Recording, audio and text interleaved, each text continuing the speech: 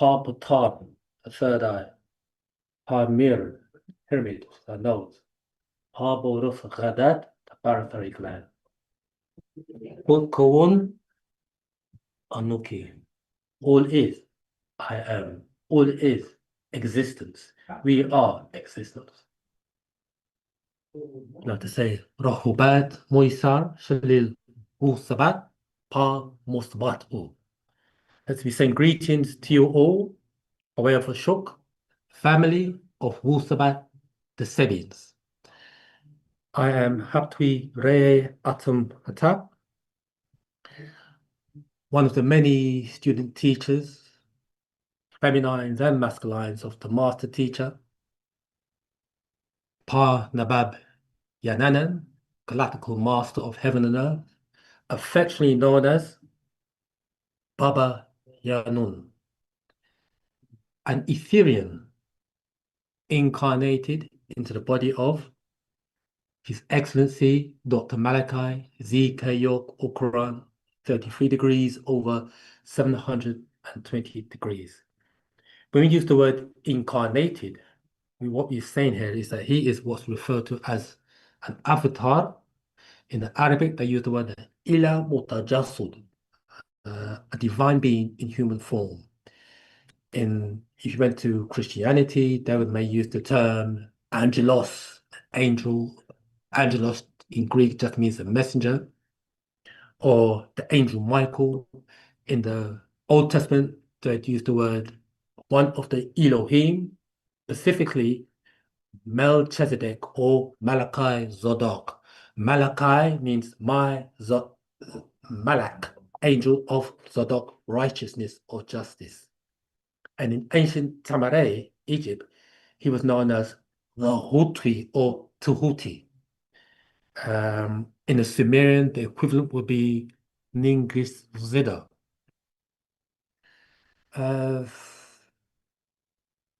Many incarnations throughout the thousands and thousands and thousands of years.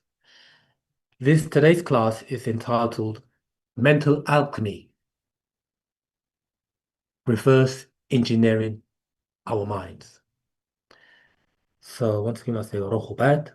And before we go into today's class title, I just want to read something from it's a leaflet we give out when we are propagating.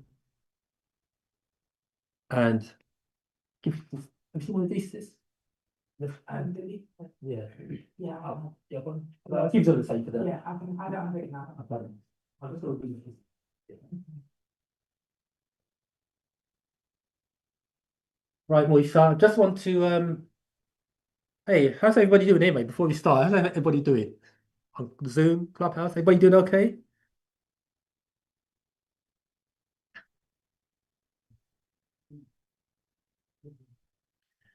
Let's take the silence as a yes. Okay.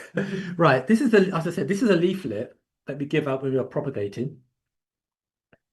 And people say to us, what's this about?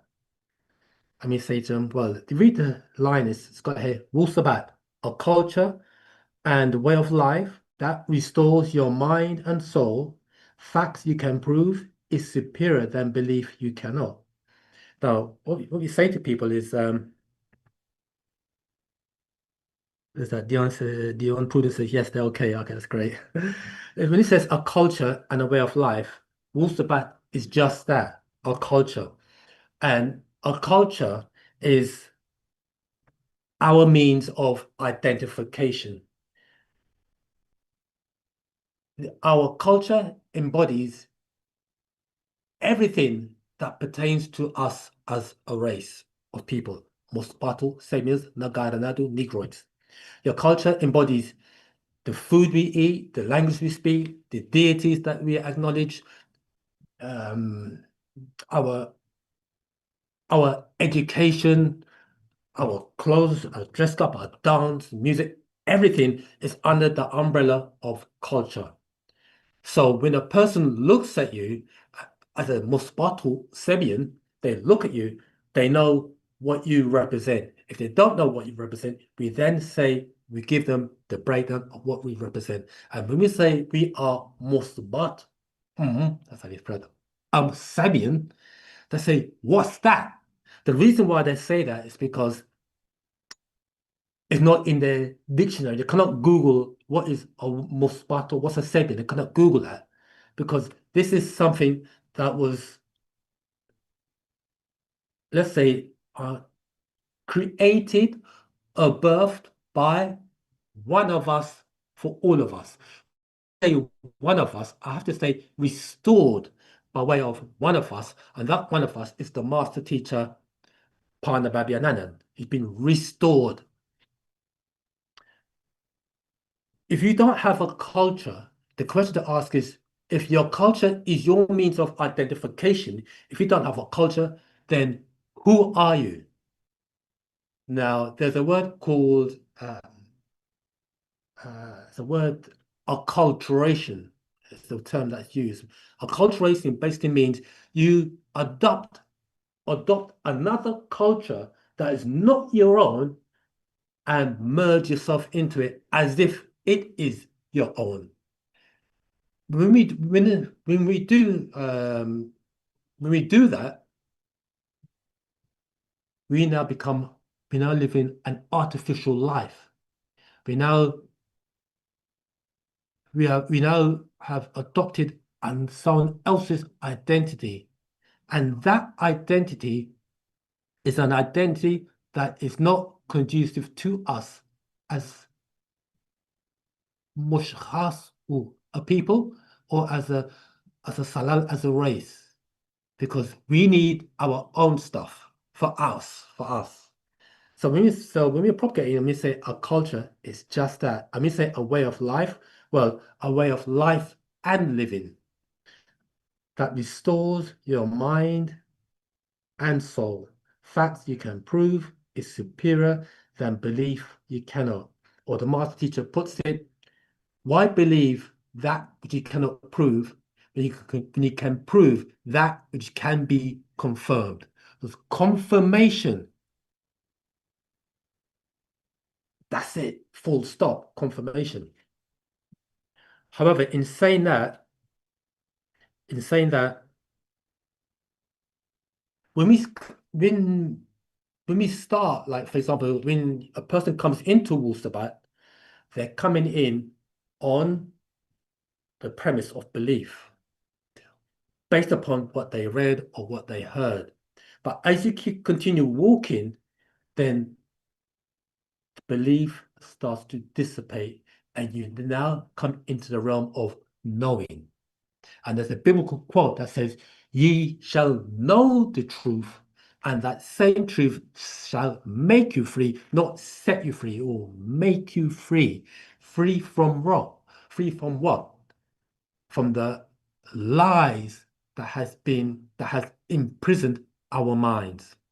So imprison the mind and you imprison the body. Or people, once you get the mind, you get the body. You've got the body. So now that individual or individuals become on automatic pilot. Okay, they become puppets. So this little pamphlet you got here, the very pertinent statement they got here, a culture and way of life that restores your mind and soul, fact you can prove is superior than belief you cannot. Okay. So with that being said, let us begin today's class. As I said before, this class is entitled Mental Alchemy, Reverse Engineering Our Thoughts. And we have to say this, is that we understand that, I should say, we understand that certain words, terminologies and concepts may be new to some. However, these concepts are mere stepping stones to the threshold for more transcendent concepts that Parnababiananan has to give us, that will take us into the quantum realms and beyond. And when we say quantum realms, we're talking about those states of existence that is beneath or below the atomic realm, that are atomic realm.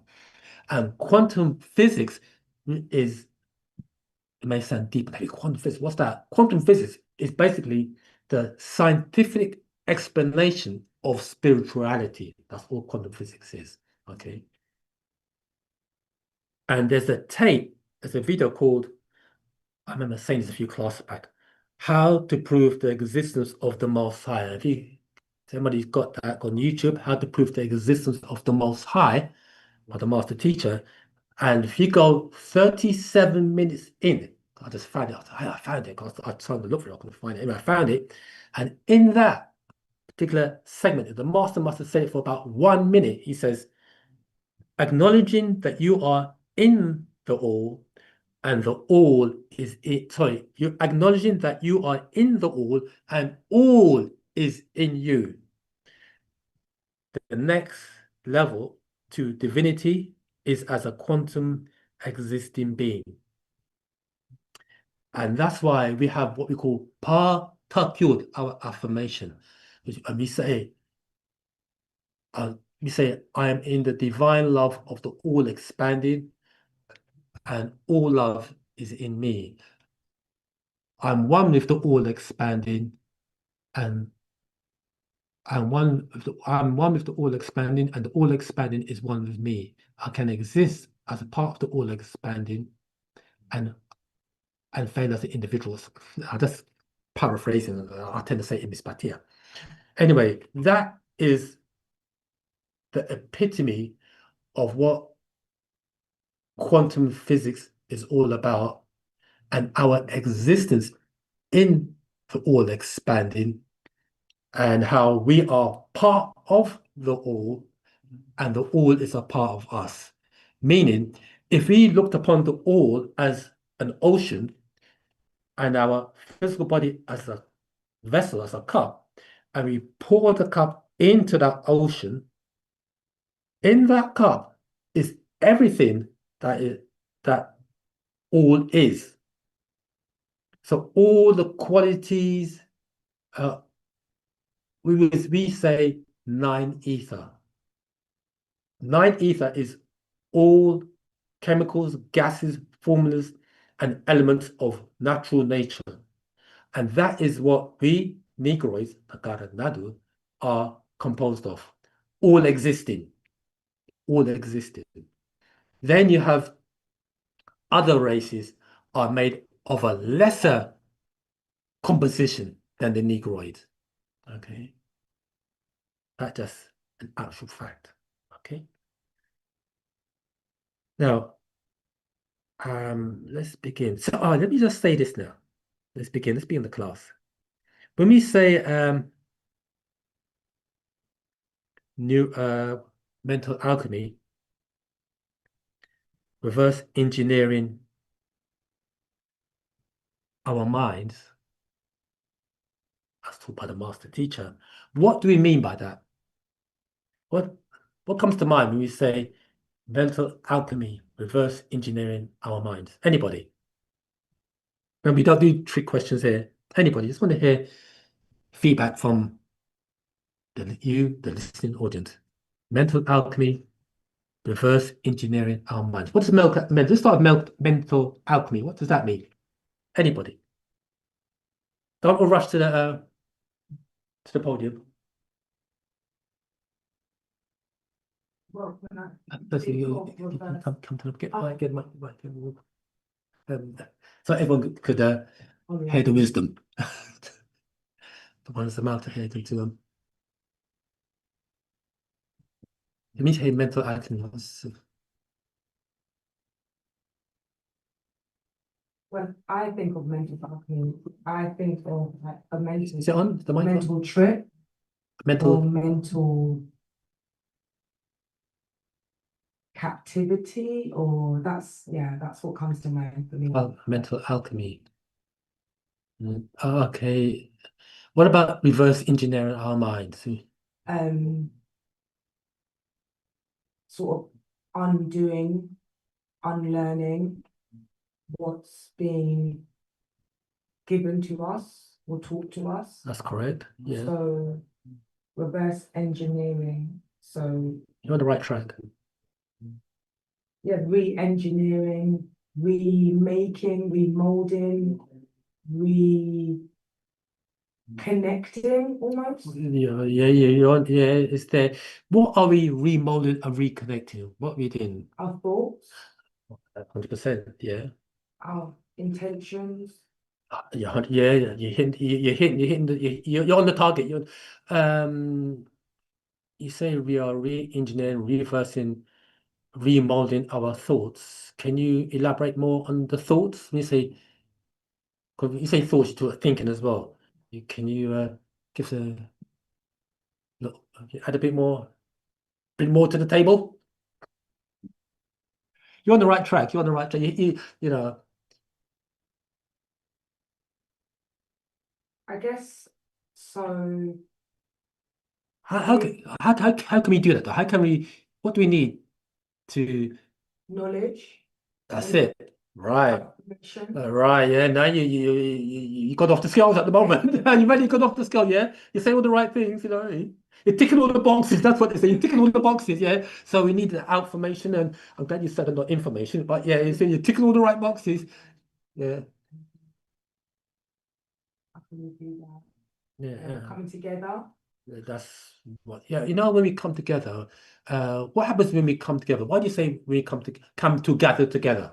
Gather, yeah, Come together to together share to share. Okay. and experiences Oh, help yeah. us grow That's what I like. Yeah. mentally. But that's okay. Um, You know, when we come together mentally, can you elaborate a bit more when we come just what happens when we come together more mentally? power, more That's right. connection, That's right. more Do you know that when you say more connection, do you know in quantum physics they call that a quantum entanglement? Do you know that? Yeah. quantum entanglement. Yeah, when we come together, that means that we are all connected. Yeah, it's called quantum entanglement in the scientific field. Yeah, go ahead. Yeah, I'm saying you're ticking all the right boxes. Yeah. I think we should change seats. You know what I mean? Or change position. I'll sit on there. You come up here. Go ahead. Yeah. Yeah, tick all the right boxes. Power, I also think of power Okay, power. We get the power from where? from that quantum entanglement, Entanglement. Also about from the knowledge. Have you heard that knowledge power, is knowledge power, or is it activation of the knowledge that using the knowledge, gives us power. okay power to do what?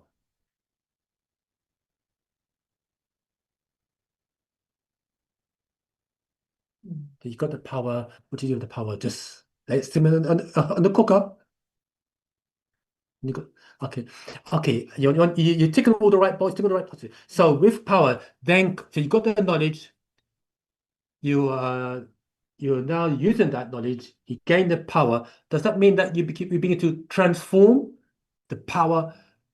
So now you're starting to re-engineer your mind, I guess, That's because 100% right. now you are your The- actions Yeah, and that's right.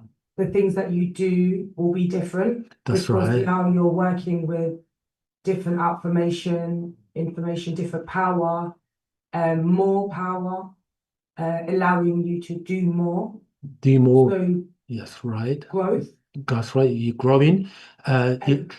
You're elevating. You're growing. You're transforming. transforming. Okay. Okay. You're ticking all the right boxes. Yeah.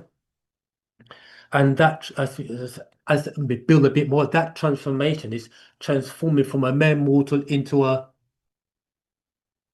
Maybe into a three letters begins with G, ends with D. God. I said, don't be scared. You know what I mean? That's right. So that's what happens. So mental alchemy, in your own words, is basically transforming our minds, coming together. When we come together together. The scientific term there is called synergy. Synergy is defined as when two or more forces combined to produce an outcome greater than if done individually. Okay, so that that is the power of when we come together. And we said when we come together and we become like-minded and we start to connect, we said that the sign in quantum physics, that's called quantum entanglement. We are linking each other, regardless of the distance of where we are. And when we say regardless of the distance, we're talking about galactically and universally. Okay.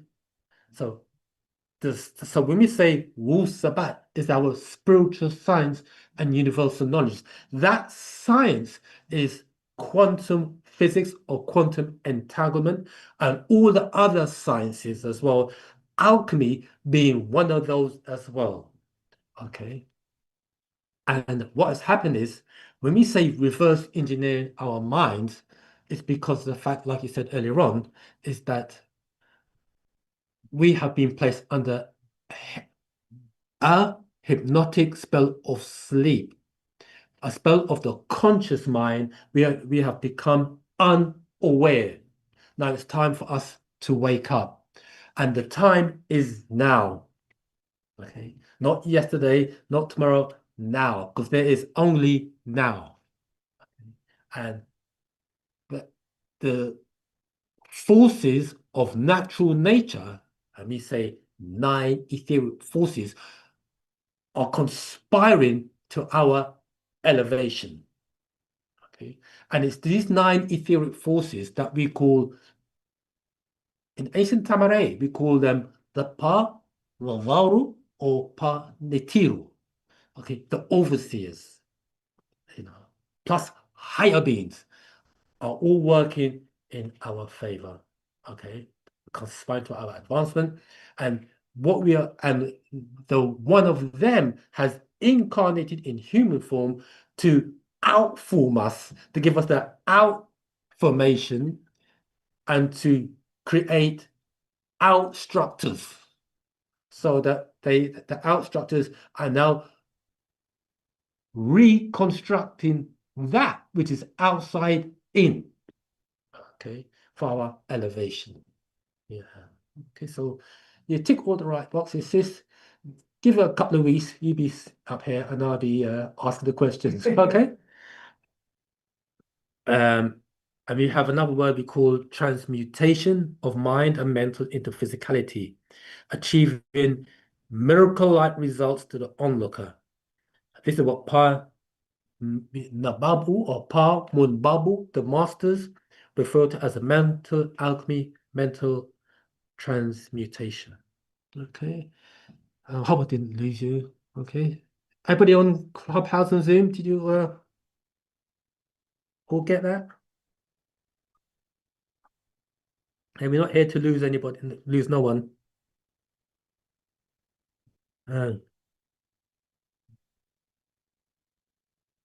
Right. Let's continue, fam. Okay. So the scrolls that we'll be reading today are the Sacred Wisdom of Tahuti. We'll be reading Astral Fact number 18. This is for those of you who've got it. We'll be reading from the holy, give it excerpts from the holy tablets, and the dimensional shift, just to name but a few. Okay, so let's continue.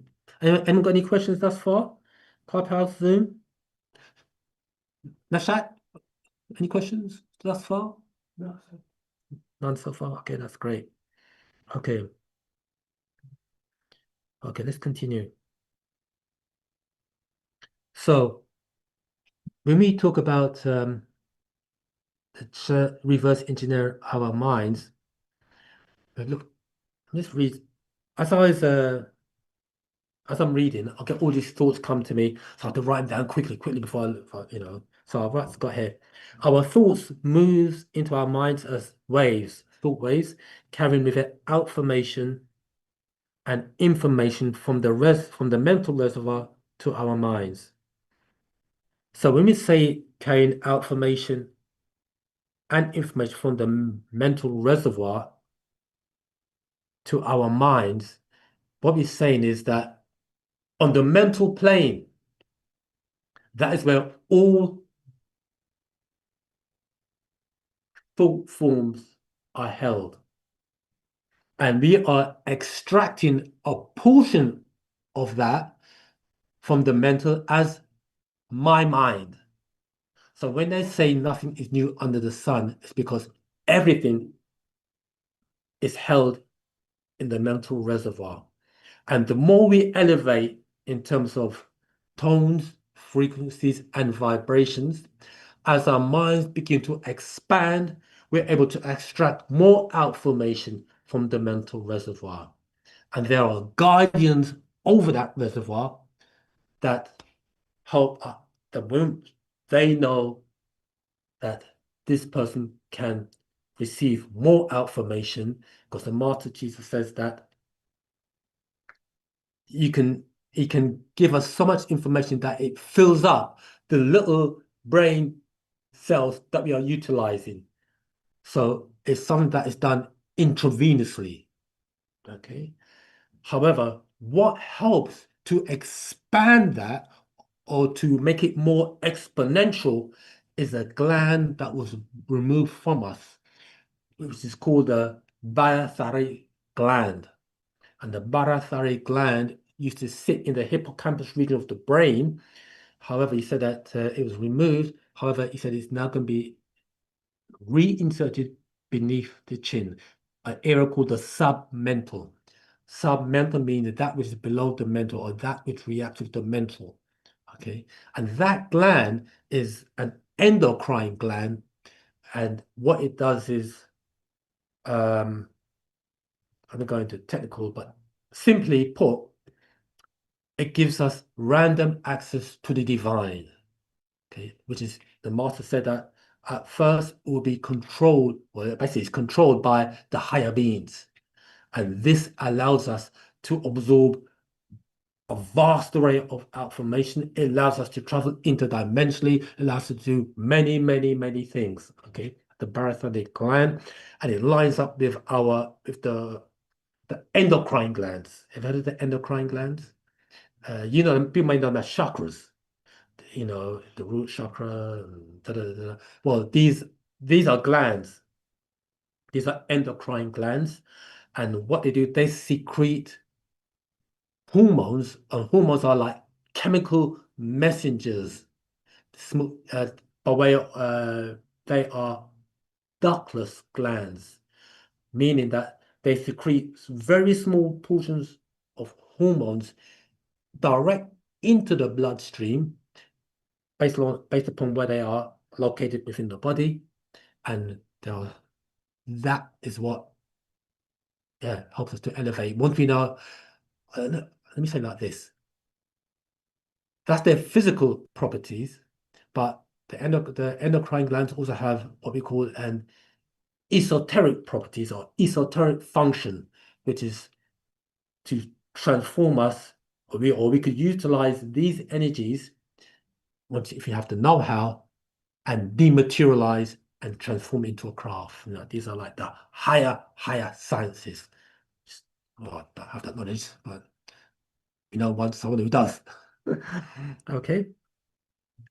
So it's got here, our thoughts moves into our minds as waves, thought waves, carrying with it information and information from the mental reservoir to our minds, to our neurons by way of synapses. Do you know what synapses? Oh, we've got brain cells, neurons.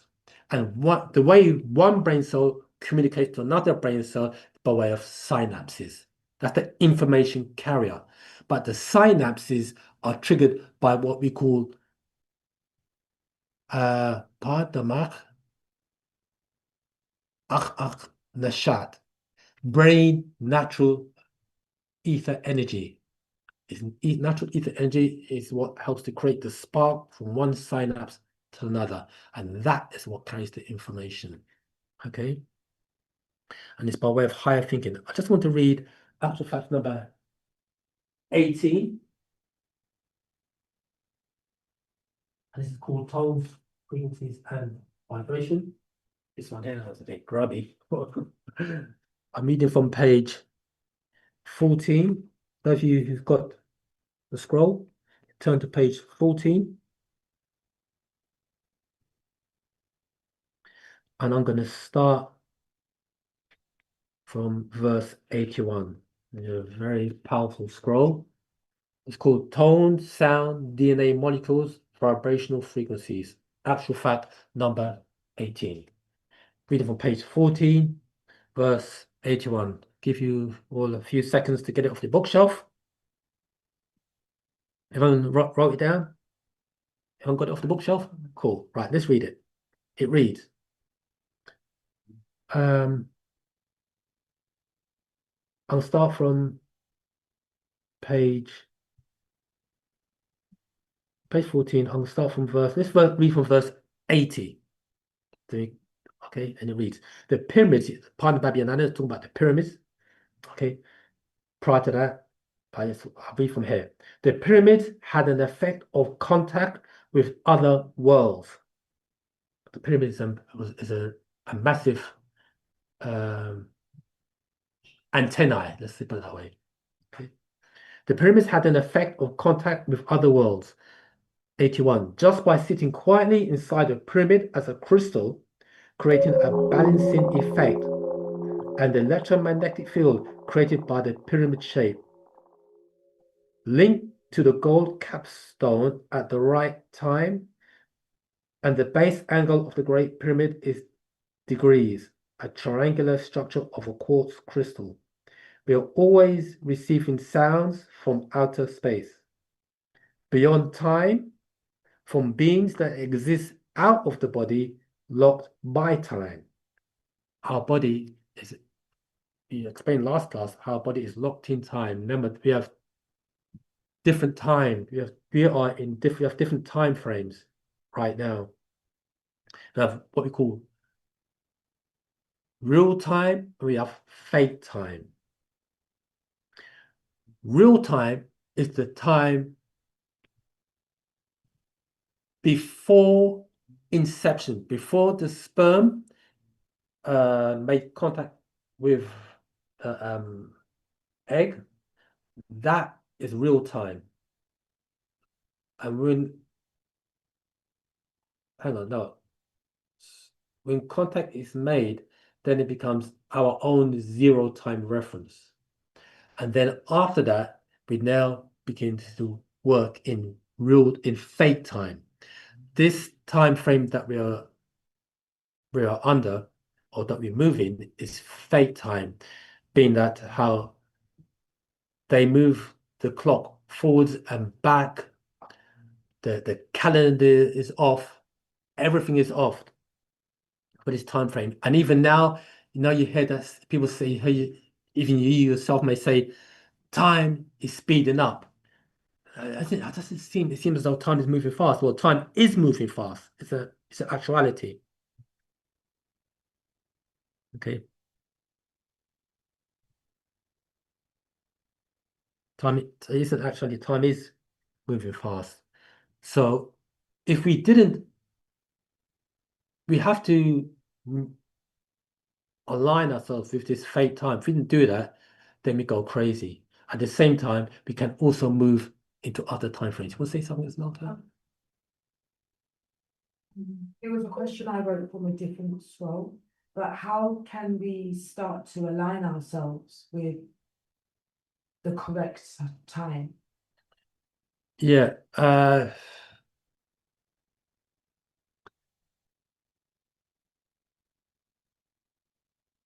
The way to do that is to think in terms of doing things now, not tomorrow, but now. That's how you have to do it. You have to think in terms of doing things now. I'll put it off tomorrow. So always think in terms of now. That's the best way that I can explain it. See, because tomorrow never comes. When tomorrow comes, it now becomes now. But when we look at time, though, in quantum physics, they call it time reversal symmetry.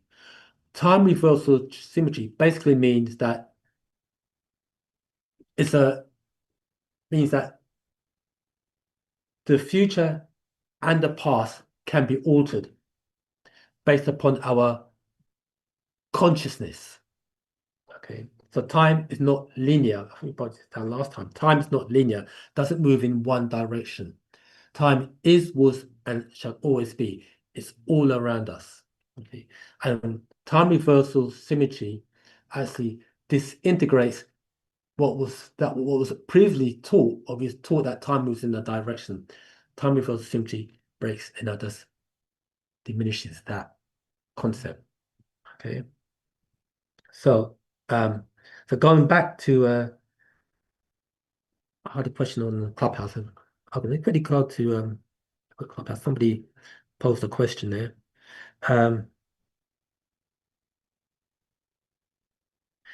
Autumn Kemet. We are dismantling the thoughts of 6,000 years of religion in order to re-register our natural abilities to become true beings through Wu-Sabat. That's right. We can go into that later on. We have 9 chakras. We have 9 chakras. So do we produce more pheromones? Pheromones, you know, have you heard that term, pheromones? You know, pheromones is like, we give off a scent. Uh,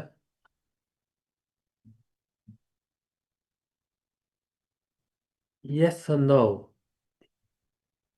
Once we have, if those all 9, let me word it like this. If all those, because we have 7 chakras, and we have 2, 8, and 9 chakras are not part of the 7 systems, endocrine systems. However, they are outside of the body and they influence the rest of the chakras. These are like non-physical energy centers. Okay. Do they produce more pheromones? Well, what was said is this, is that the deities, and even in the Hindus acknowledge this as well, that the deities, when they incarnate, they carry a scent. The master carries a scent as well. And he made an oil called malachite that was as close to his body's scent. And the Hindus also acknowledge that, and also the Muslims, because the Muslims say that I think it was Muhammad, he had musk. Did he say musk? I think Muhammad, he had the scent of musk. Oh, was it the Mahdi? Anyway, Muhammad has a scent. That scent that is given off is called pheromones. Now, here it is. It's good how the brother Atum Ray Kemet mentioned that, because in the perfume industry, they use pheromones as well.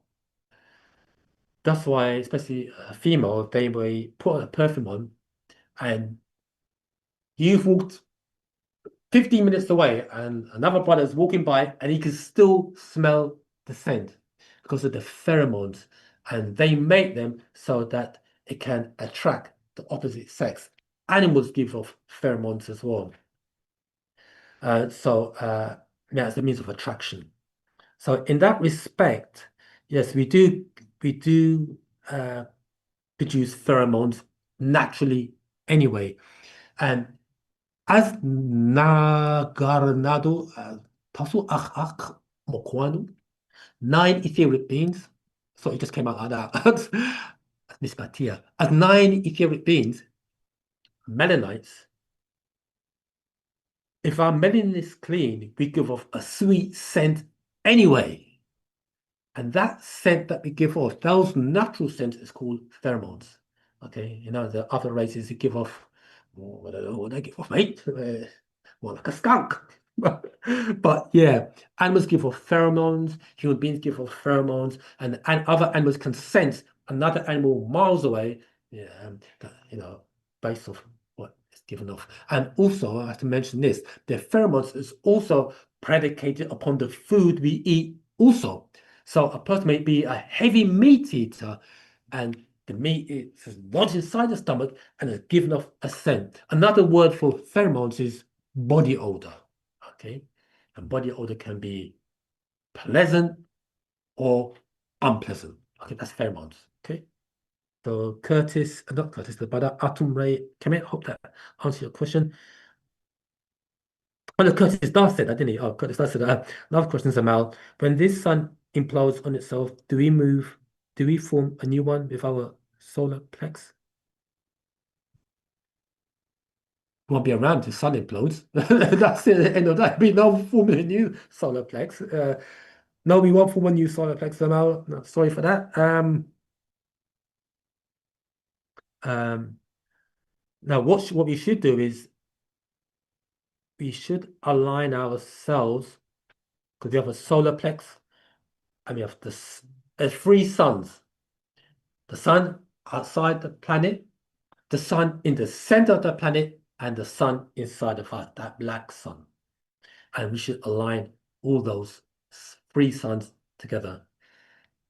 Wu-Sabat, a lot of the breathing exercises will help stimulate or enhance our solar plex region. This region is not diving off the topic, but the brother asked the question, so we're going to answer it.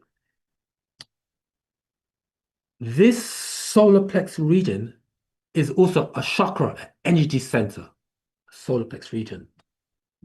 And there are fibers here very similar to that of the brain. That means then that within this region here is another brain, a second brain. And this brain here, you notice how it's just beneath the heart seat. I explained this last time, we did a class on this. It's just beneath the heart seat.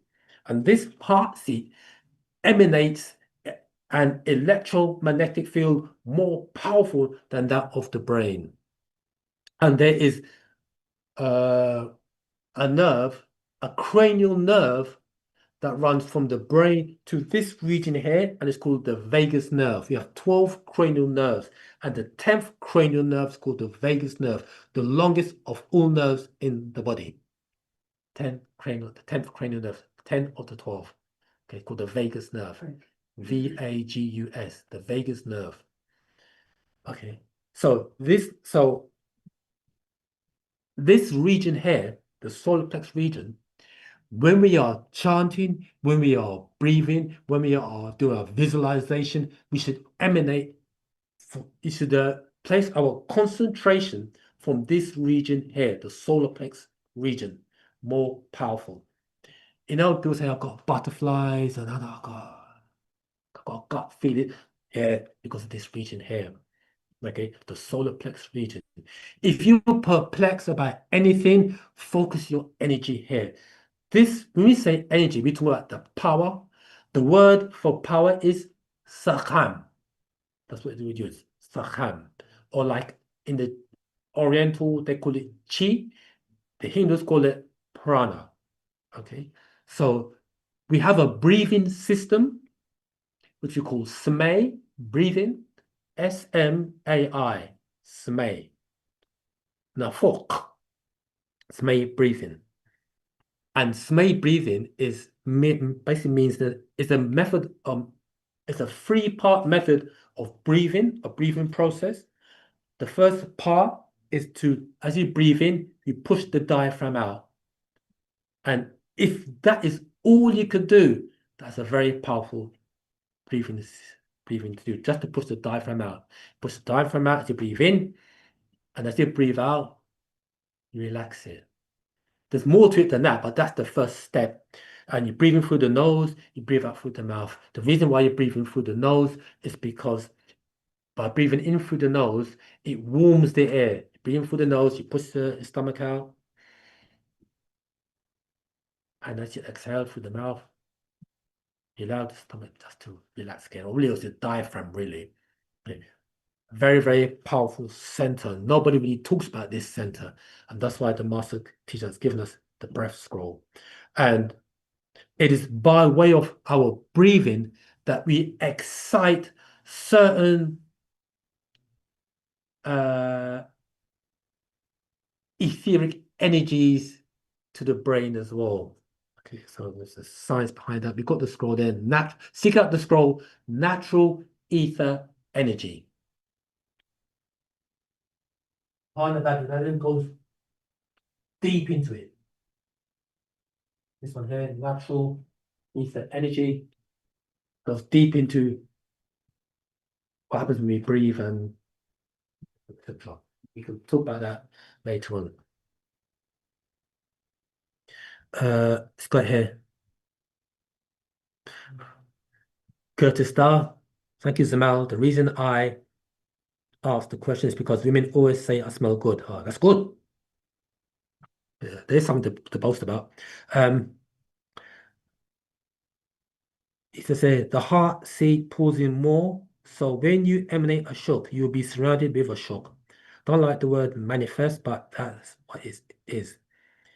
The heart seat pulls in more. So when you emanate a shock, you'll be surrounded with a shock. That's right. Yeah. A shock is, have you heard of the word a shock? Yeah. Okay. Can you, in darkness, a shock? Love, That's it. What type of love? pure. Pure love. That's right. Yeah. Or divine love. Yeah. Okay. Unconditional love. Yeah. Okay. That's right. Okay. Any more questions on any questions on Zoom?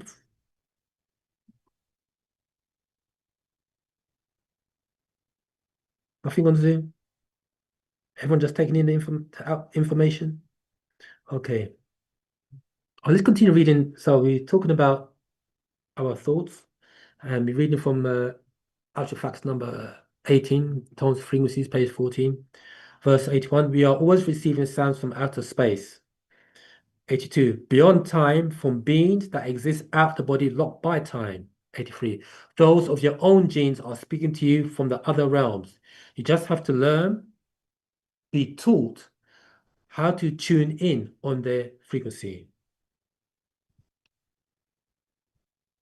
How do we learn to tune in on their frequency?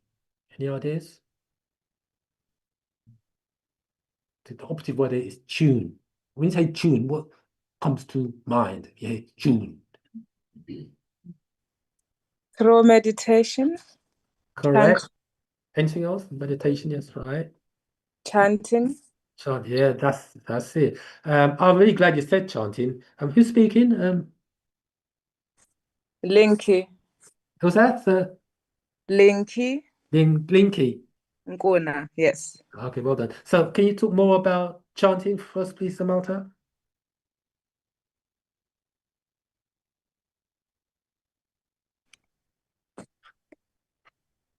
Yes, so through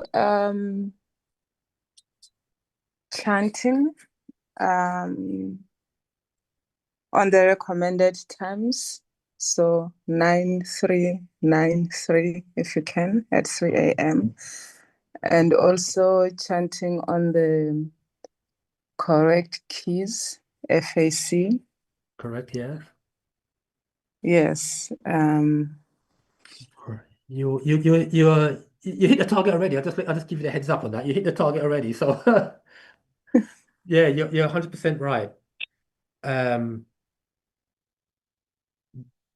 When we chanted, it's good that you said 93993. Good that you said the other three as well.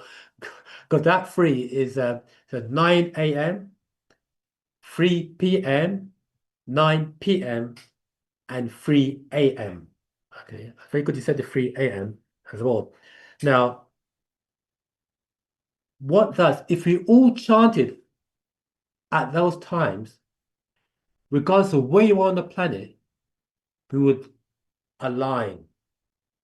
Remember we went back to that word synergy? There's another word that they use in quantum physics, which is synchronicity. Heard that term? Yeah, synchronicity or alignment. We begin to align with ourselves, with each other. But as you read here, not only are we aligning with each other, we're also aligning with our more Sabu relatives who have crossed over, the higher ones, more Slavu, the ancestors. Okay? Again, that term is called entanglement, quantum entanglement. We're using these terminologies so you can familiarize yourself with them. Okay? Synchronicity, we said that already. Synchronicity is another word for alignment. And as Zamalta said, the tones FAC. Zamalta, can you please explain to us FAC for us, please?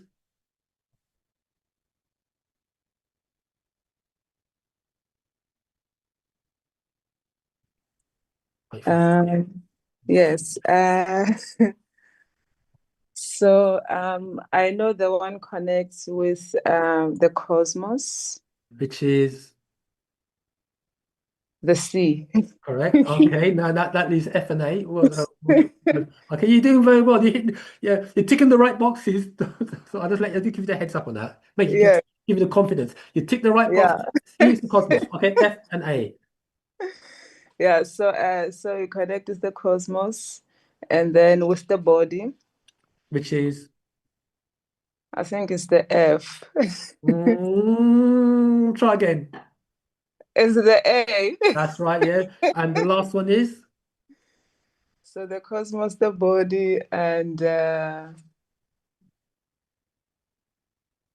want to say the S. say it then. Just say it. Yes, the S. But that's it. Yeah. So yeah, FS is so F is the earth, and then A is the body, and C is the cosmos. Yes. That's it. You're ticking all the right boxes. That's what I like to hear. You know what I mean? The master's doing his job, and maybe all we're here is to give you like the jump start, give you the confidence to let you say, yeah, FAC, that's right. So I'll read that again. It's got Oh, here, thanks a mouth out for that. So it's got here, we are always receiving sounds from outer space, which is the sea, the cosmos, from beings that exist out of the body. Look at that is from beyond time, from beings that exist out of the body, locked by time. Our body's locked by time. These beings are not locked by our time frame, our ancestors.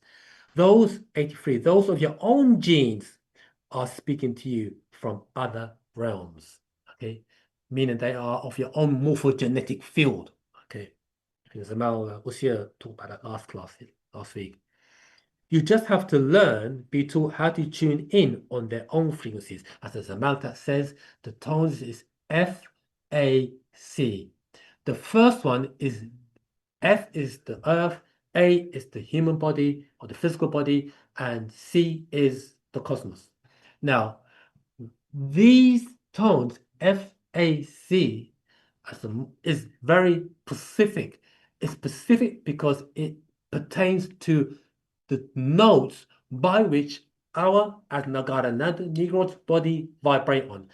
Each race, their body vibrates on a particular frequency. Ours vibrate on a particular frequency or particular note also. And that is FAC. The first one we have to focus on is the A note. And you've got A major, A minor, and A flat. Okay, so we need to focus on that, and that will align our body. Once we align our body, we get aligned with the earth and align with the cosmos, the higher beings.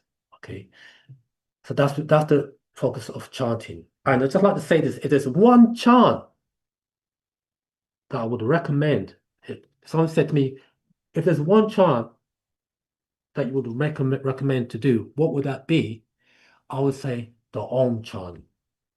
The Om chant, and that Om chant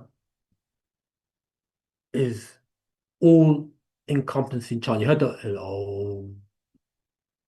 Now, that chant now, the way to do that chant, remember we talked about the breathing, breathe in through the nose and out through the mouth.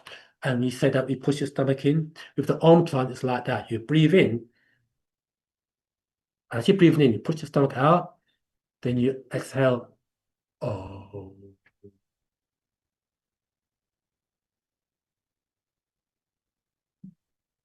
The oh.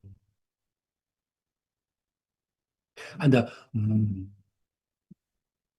ah, u, ah, u. Or they'll say A-U-M. So it'd be ah, u, So you breathe in, those, you push the stomach out, you go, oh.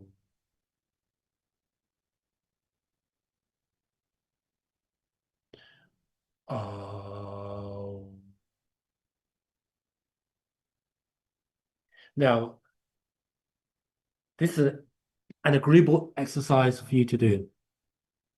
And this exercise I'm going to give you would take things to the whole new level. Doing that chant, oh, ah, I said this some time ago. You run a bath. Put your ears, submerge your ears under the water, just your ears. Submerge your ears under the water and do the chant. Om. And when you do it underwater, you will hear the correct tone that you should be doing, the correct frequency and the correct vibration. You'll feel that when your ears is under the water. When you bring your ears up, you do it again, it sounds different. But what you do is keep on practicing that, do it underwater. Oh, there comes a point whereby you lift your head, you take your ears away from the water up to the surface, and you find that it's in synchronicity or in alignment with those tones. Okay. Now, yeah. Oh, that's the one chant I would recommend everybody to do. If someone said to me, what one chant would be that one there, the Om. Okay. And all your other chants that you do apply the same methodology, put your ears under your life will be the same after that. Okay, now talking about water, because water, it is said of the 4 elements, earth, wind, fire, and water, water is the most receptive. Or let's go even further, water is a transceiver, meaning it receives and it transmits information. Because water is that conduit between the physical realm and the non-physical realm. Okay. So water, yeah, do that, fam. Practice that. Run the bath, just do om. Run the bath, submerge your ears under the water, then do the chant. Next level. And jewels will be given here, and I'll send a bucket around. So you put. I don't send a bucket around. I'll just send a card reader. That's how we do it now. We send a card reader. cashatme.com. Let's put cashatme.com, and I need a new jet plane. Okay, so let me continue reading this. For those who missed it, this is from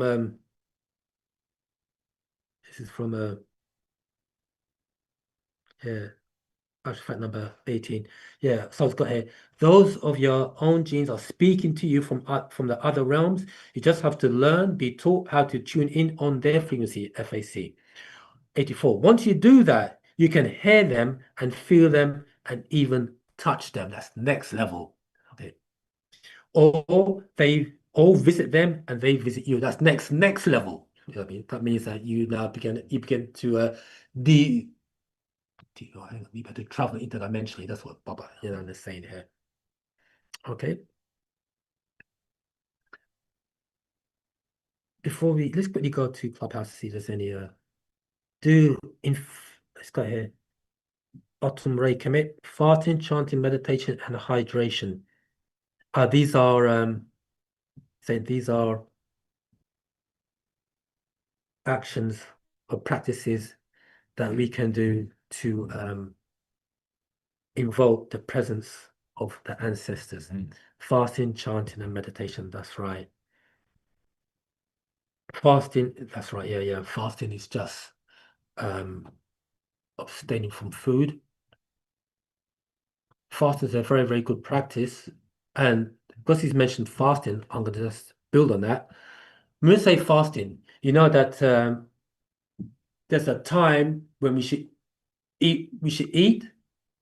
There's a time we should allow food to rest, and there's time we should allow the food to eliminate. They call it appropriation, assimilation, and elimination.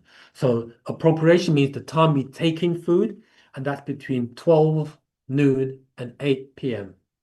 The time we allow for the food to assimilate is from 8 p.m. to 4 a.m. And that's the elimination time. Sorry, to assimilation. The elimination is from 4 a.m. until 12 noon again. So appropriation, taking food, assimilation, allow food to digest, and elimination, that period of time when the food should be taken rid of. Okay. Now, if you just did that alone, that is a discipline in itself. If you want to have something to eat, it should be something that's like before them. I mean, let's say in the morning, what's something to eat in the morning before 12 noon? It'll be like water-based foods, which is more okay, water-based foods. I just drink water. Okay, okay, so that's the fasting. So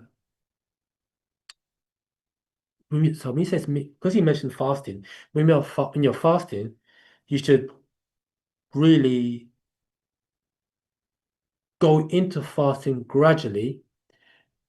And when you're coming out of the fast, you should come out of it gradually. You know, you heard stories of people who go on, I read about water, people they're on the water diet, just drinking water for X amount of days. And I know some guys at work said they've done that. One brother said, yeah, let's do it for a week. And he goes, I'll do it for 3 days. But in them 3 days, right, you can smell food, you're just the other side of the planet. But, you can smell, So, I hear people on YouTube to Google water fasting. And you hear people who they did the fast about 30 days, and after that they went to McDonald's for to make up for the defeats the objective of the whole thing. You know what I mean? And I say it's shocking to the body. But anyway, so fasting, yeah, it's recommended chanting, meditation, and hydration. Hydration means take a lot of water, 100%. Larry McConnell, where do I learn the correct way to chant? Okay. Uh, in the right place to learn the correct way to chant. Yeah, what the master's done is he gave us, we did a class on that. He uh, he taught us, he taught us how to chant. And sorry, let me say it now. We have the vowels, they say the 5 vowels, A, E, I, O, U, or really there's only 3. The A, E, and the O. So that's English, but we say the R, the E, and the U. That's how we say it. R, E, U. Or in English, they say A, E, O. R, E, U. And what you do is you would chant, just like we did the Om, you breathe in, and you chant, E. That's how you chant. E, U. And look at the mouth. E, U. And we did the Om. Oh. You could hear it, the E, U in the Om. E, U. Om. That's the correct way to chant. And when you do all your chants, it should be to that E, U or to Om. Okay? All your chants should be to that. The master broke it down in a few scrolls. He broke it down in the scroll called the beginning scroll. He broke it, especially the beginning scroll. You get the beginning scroll, the old scroll, the beginning scroll, and also in uh, the black book, Sacred Records Atumbre. He didn't go into it deep, but it goes into it. You know what I mean? But the tone of Om. Okay, but that is it. E O. That's how in English they say A E O. We say E O. Okay. So E U. That's right. That's correct. Yeah. Larell. So no food after 8 p.m. That's it. I mean, everybody's but that in itself, that cycle is a discipline in itself. That's right. Alkaline water. Yeah, alkaline water, yes. But the water that we should be drinking should be structured water. Never heard that. Structured water. The water from the fruits. Yeah, this got off the topic, isn't it? The class, isn't it? But anyway, they asked the question, so we have to answer it. Okay. The fruits, the water that's in water-based fruits is structured water. And one of the guys at work this was this week, taught me about having okra water. I don't know if you heard about that, okra water. Have you heard about okra water, fam? Okay. Okay, okra water. And there's a guy called Bobby Price online. He put okra water, Bobby Price. The Guru brother, he's a nutritionist. Anyway, so the brother at work said to me, "Yeah, try this okra water." Oh, wait a minute. So I went to the shops, bought some okra, went home, chopped the two ends off, chopped the okra water, put it in a flask, started to drink the thing. Blow my mind. Blow my mind. And because the okra, when you do that, the consistency is a bit like if you take sea moss, it's got that kind of jelly-like consistency. The okra water, yeah. And put some lime with it as well. The lime blends in very well to the okra water. Plus, you just need one small lime. Squeeze some lime juice that, guzzle that down, and guzzle that down, and that just rehydrates the body. Okay. He sent a message. Who's that? Tahuti wants to say something. So I was asking, what were you saying? You said okra or okra? What letter it from you? Oh, yeah, that's why it could be my English accent. Okra, yeah, OKRA. Tawu, Yeah. okra. Okay, I got it. Yeah, yeah. I never heard of okra. Oh, sorry. Yeah, that's how we speak in this neck of the woods.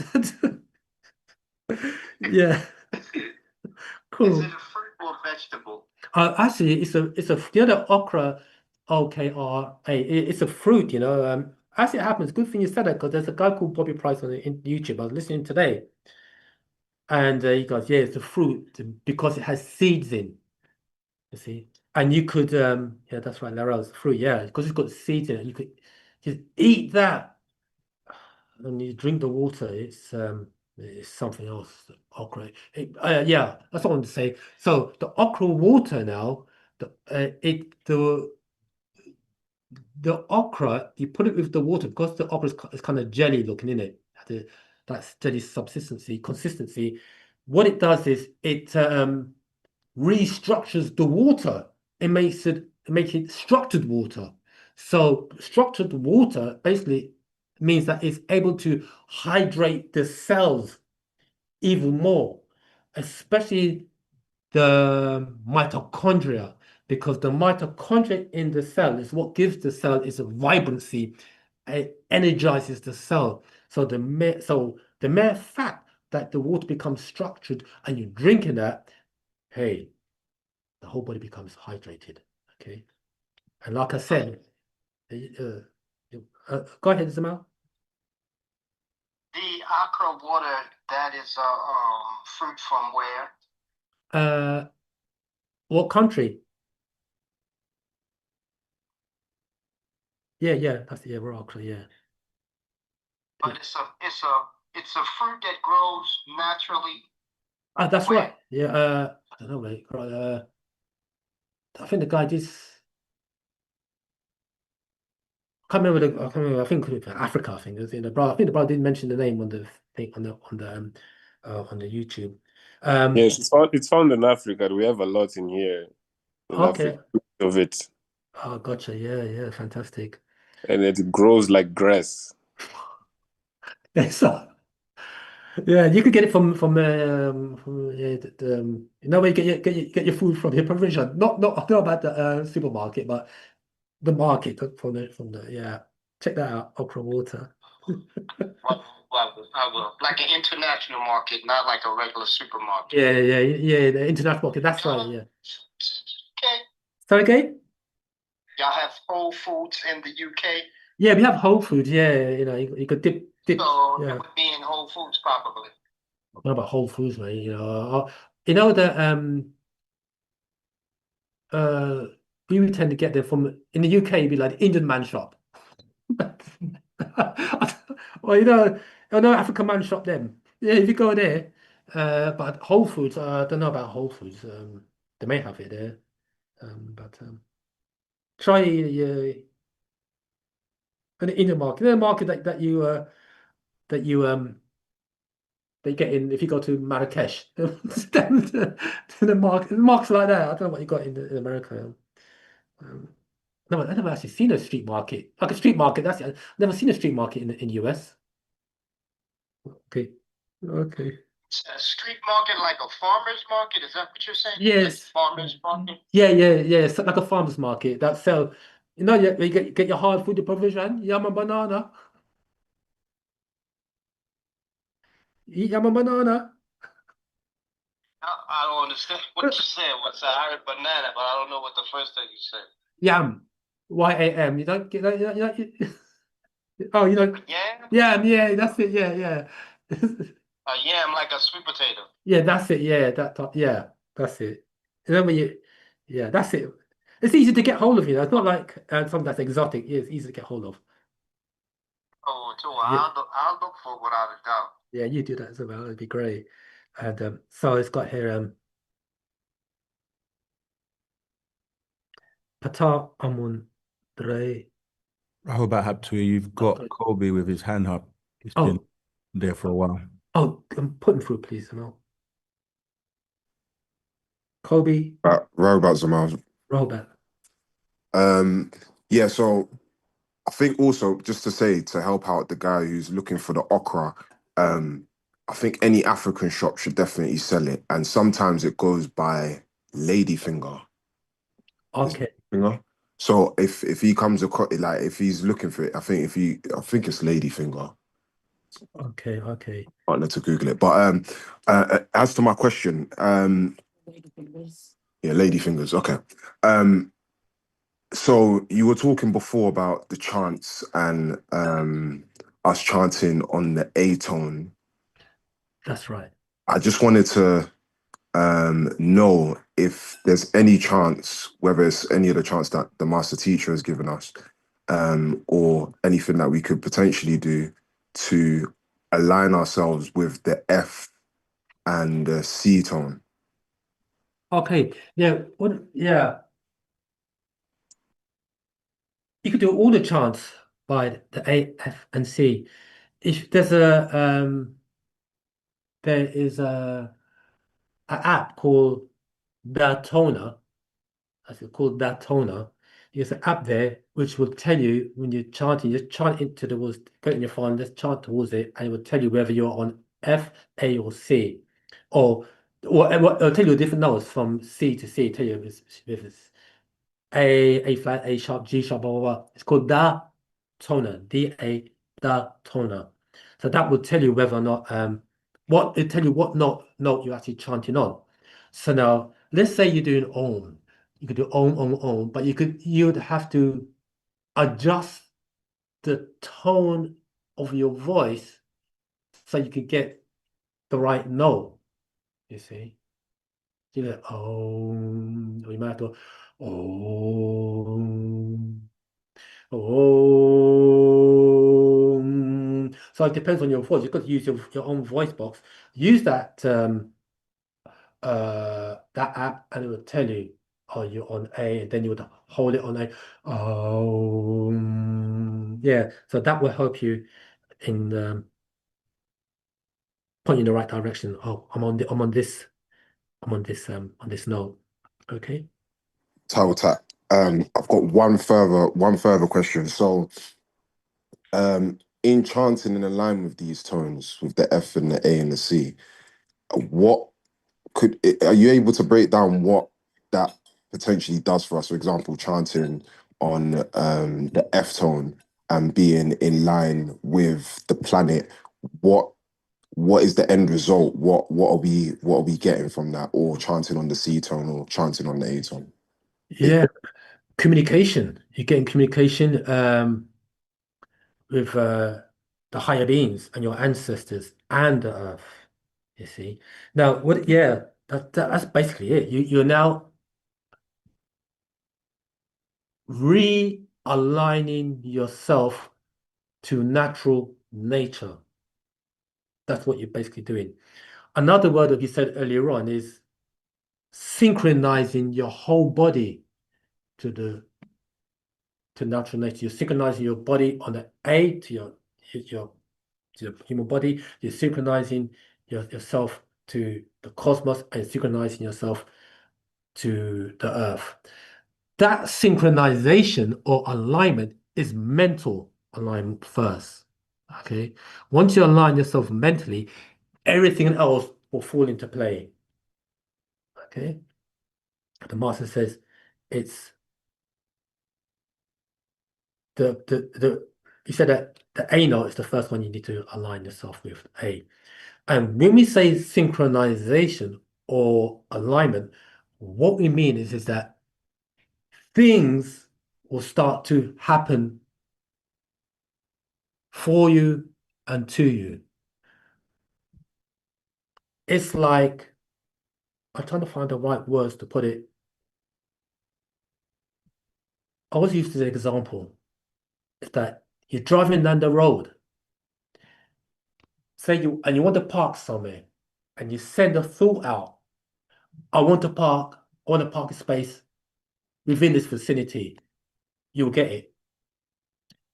Start with look. That's just one example. Start with one. Say sort of something that may seem insignificant. Then you'll see the result.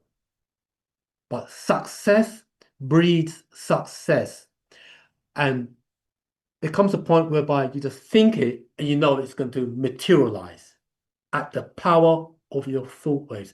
That is how powerful our thoughts are. So you just got to synchronize us. Yeah, that's it, basically. That's what you call it. That's the scientific term is synchronicity or alignment. Okay? And that's what will happen. Things will come into, person, places, and things will seemingly drop at your feet, for lack of a better word. We just got to recognize them when they happen, because it's subtle but very powerful. Guys, sorry, I just wanted to add to that as well. I've studied music, okay. so the chanting are tones, which is also frequency That's and right. Yeah. vibration. Yeah. So in order to be in tune with nature, you have to know nature's tune tone. Mm. So that those tones A, F, and C, which harmonize with one another, that puts you in line with nature, as you said. Once you're in sync with nature, then communications from higher beings can come through. But if you're out of sync, that's when you would experience life in a way where nothing goes your way. So what you're saying is harmony. It's harmony, yeah. Also, you got harmony and you got unison. Can That's you it. quickly Basically, like, gets the build? I can even go deeper than that. So as an example, Start on the shallow end, then we move to the deep end, didn't it? so to put it into context, the tones and sounds we listen to through music have been designed to desynchronize yourself. They've changed it's called the hertz. They changed the hertz of music to a frequency that disrupts the body. Yeah. So what you're saying, those chants, not only does it repair the body when you take time to chant, that's right. it also, as you said, can put you in tune with natural frequencies and natural sounds. And therefore you can get inspirations as well. That's right. So I'm glad you said inspiration, but go ahead. Yeah. So that's basically, from what I've studied, the importance of chanting in the right tone. It's the same thing when you produce music. It's important to produce music in the right hertz and frequency as well. That's right. Yeah, I just wanted to add that, because it really does benefit when you have that kind of understanding of that's exactly how it benefits. That's right. That's right. Oh, that's well, thank you very much. So there you have it, Moisar family. Somebody who's you produce music, you said? I produce music. I can play instruments. I can play guitar. I can play the piano. I study. There you go, fam. That's it. So if you want a record deal, come to you. So fam, there you want a record deal, come to the brother, come to the chat. What's your name? What's your name? Elijah. Come to Elijah if you want that record deal, and he'll kind of hook you up with the right tones, frequencies, and vibration. Right. Any more questions before we continue? Yeah, I'll have a look on the clock and see what's there. Okay. I will say all glory to Anu. Is that bad? Larell McConnell says, I will say all glory to Anu. Is that bad? Well, let's just say this is that El Elyon, El Kolom, El Ilo, the Most High. Right. During that time, during those schools, when we was under the school of the Sumerian schools of Sumeria, Panda Babinane introduced us to Anu, but now he's now given us what he really came to give, and we acknowledge,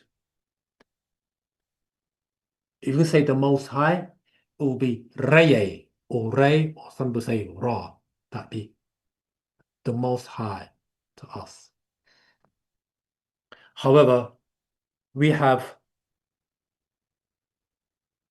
the master teacher has introduced us to 99 deities, we say in our Ranum chants. And each deity, its name, it goes back to tones, frequencies, and vibration. So when we call upon the names of our Munlauru or Netiru, those are of the overseers, the mere fact that we were chanting and we're calling on their names, it is creating a vibration within the atmosphere, and it is altering the things on a not only on a molecular level but also on a quantum level. Okay, not just by the tones, but by our thoughts as well. We are also altering things on a quantum level. And you heard that phrase, as above, so below. So quantum is that subatomic level. And as it's altering things on a subatomic level, it's altering things or on a micro level, there's also alteration on a macro level. Hear this now. The mere fact that we are speaking English what I want to say is this. If we speak in Mispatia, there'd be a whole different resonance. We speak in English though, and the mere fact that even though we speak in English and we are talking Wu-Sabat,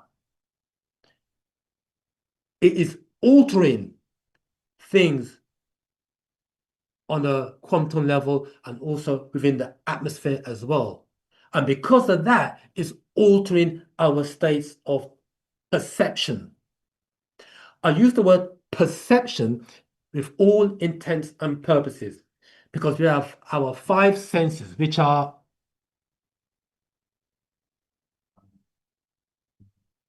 speaking the mic, so because they can't, it's too soft about. Go ahead.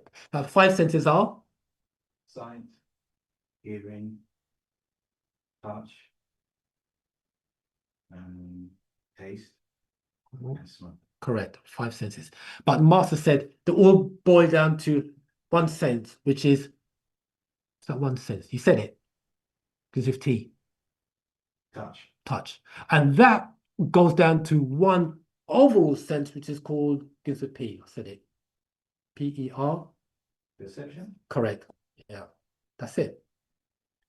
So the mere fact that we are speaking, we are disseminating, we are talking Wu-Sabat, our perception, how we perceive things is being enhanced.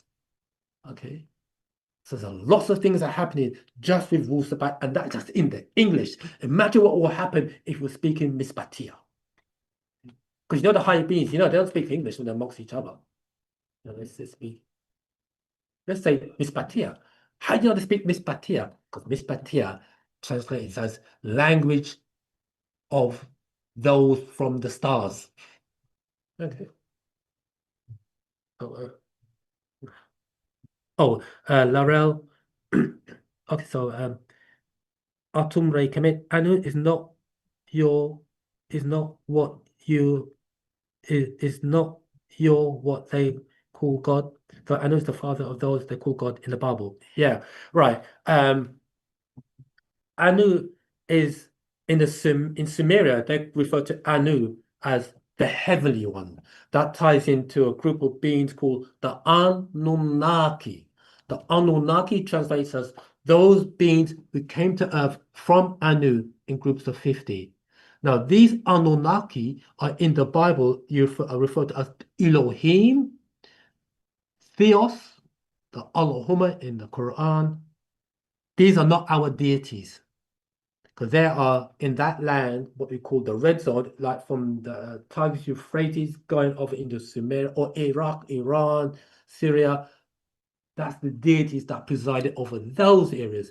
Over here in Africa, going to the Americas, our deities were called Natiru or Nadaru. They are our deities. And we acknowledge, if you want to say the Most High, it will be Re or Pata or Shu, Tefnot, them. Those high beings are the ones who we give our energies to. They are our family, Moisar, Mogdadu, family deities. Now, a person can chant or acknowledge the Anunnaki. However, we want to acknowledge those beings after whose image and likeness that we were created of, who are of our own ancestral and genetic lineage. Okay. So I remember we need to write the Bible, like I said before, the Bible, it's not our records. It's not our stuff. You know, our stuff predates the Bible by millions of years, or let's say thousands and thousands of years. And those people who wrote the Bible, say the King James Version or all those other Bibles, they came into Tamare, Egypt, and learned under those venerable black masters, especially Tuhuti, or we say the sacred wisdom of Tuhuti. And what the Greeks done, they took what they learned, the 3 degrees, placed them on the person, places, and locked them in the person, place, and things, took Tuhuti and transformed him into their deity called Hermes Trismegistus, and created their own sacred wisdom, which they call the Kabbalion or the Hermetic principles, which is really a dilution of what the master has written here. He wrote this book to set the record straight, an incarnation on behalf of the author, Tuhuti. Okay? Tuhuti is one of the 3 beings that incarnates into the master. Okay, so all those guys, somebody wrote something in the OSM Telegram group, if you're in there, somebody wrote a thing, and I kind of responded, and I said that that's it, you mentioned about Napoleon Hill, a guy called Napoleon Hill, and I said that in there that all those people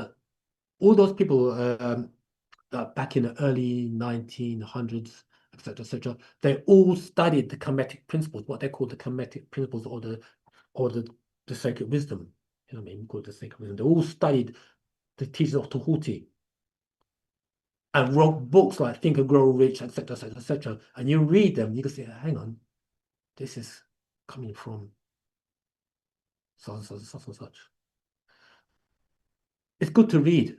It's good to read what they have to say. And one book I do recommend reading is called The Master Key System by a guy called Charles Hannell. A really, really good book. I haven't got it with me today, but it's a very, very good book.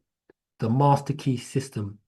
You can get it, you could download the PDF version, and that's a very, very good book. But you read it, you know that the guy studied the Egyptian mystery system. They all done it. Madame Blavatsky, you heard of that? Madame Blavatsky, Hitler, them, people like that, of those secret societies, they're all studied. But what they done is, the information that they got, they reversed it and gave it to us in that form and used the principles to keep us under oppression, depressed, and repressed. So now, Wu-Sabat, Panda Babi Nanan, and Wu-Sabat is here to reverse engineer our minds. And that reverse engineering process is called mental alchemy. It's the subject title of the class, but you guys throw me off the path. No, that's joking, right? So, okay, Zamal, go ahead. yeah, Zamal, who was the author of the book you mentioned? Oh yeah, The Charles. Mataki. Yeah, it's called Charles F. Hannell. The title is called The Master Key System. Okay, Charles. F. Hannell. I think it's N-E-L-L. Okay. The Master Key System. Thank you. You're welcome, Samal. What you can do though, you can get it on PDF on type in the Master Key System, it'll come up, and it was a bit tickish. No, sorry, not on PDF. What am I saying? Audio. Go on YouTube. Yeah, go on YouTube. Sorry, Samal. Yeah, go on YouTube. Type in the Master Key System on YouTube. It will come up and you can listen to it. And there's about 15 parts to it. Yeah, so you can listen to it while you're driving, while you're sleeping, you're reading, yeah, on YouTube. That's it. Yeah, because I recommend. I know some people said that hey, listen to me. It's a very, very good book as well. Very, very good, good reading and good listening. Okay, okay. I want to go. How do I chant the names? Okay, so Larell says, how do I chant the names? But we have a, I don't know if you if you're on the OSM Telegram group, we have the chants there. You could chant all the names in our chant prayer system. Got it there. I want to learn Miss Batia. Again, we have website, we have a forum, YouTube, not YouTube, what's it called? A Telegram forum for the Miss Batia. I need their names, so I could give them all the glory.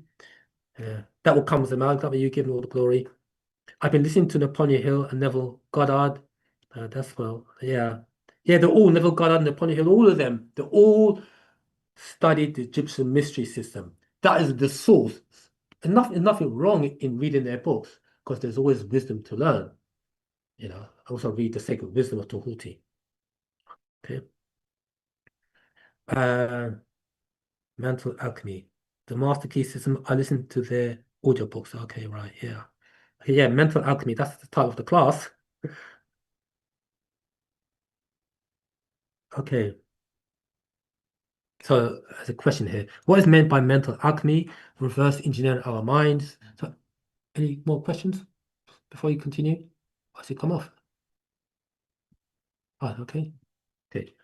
Okay, so mental alchemy. What is meant by mental alchemy? To simply put, our natural thinking processes and awareness has been compromised for the past 6,000 years, more so for the last 400 to 500 years. What this means is that we as a race have been placed under a spell of amnesia of the conscious mind, and because of that, have been walking and working in a zombie state of awareness. Get the mind and the body will automatically follow, meaning give people what they think they need as opposed to what they really need. Parnababi Nanan and Wu-Sabat is here to reverse engineer that mindset. And this reverse engineering is what the ancients refer to as mental alchemy, the process of transformation, transmutation, and transfiguration. There's a subtle difference between them. The process of transformation, here it is now, is from Homo sapien to Homo spiritus, spiritual beings in physical form. Okay, like Parnababiananan. is what is referred to as a homo spiritus. Okay. Or we say avatara. But what the master basically do is objective here is to raise us up like himself. So we walk alongside him, not behind or not in front.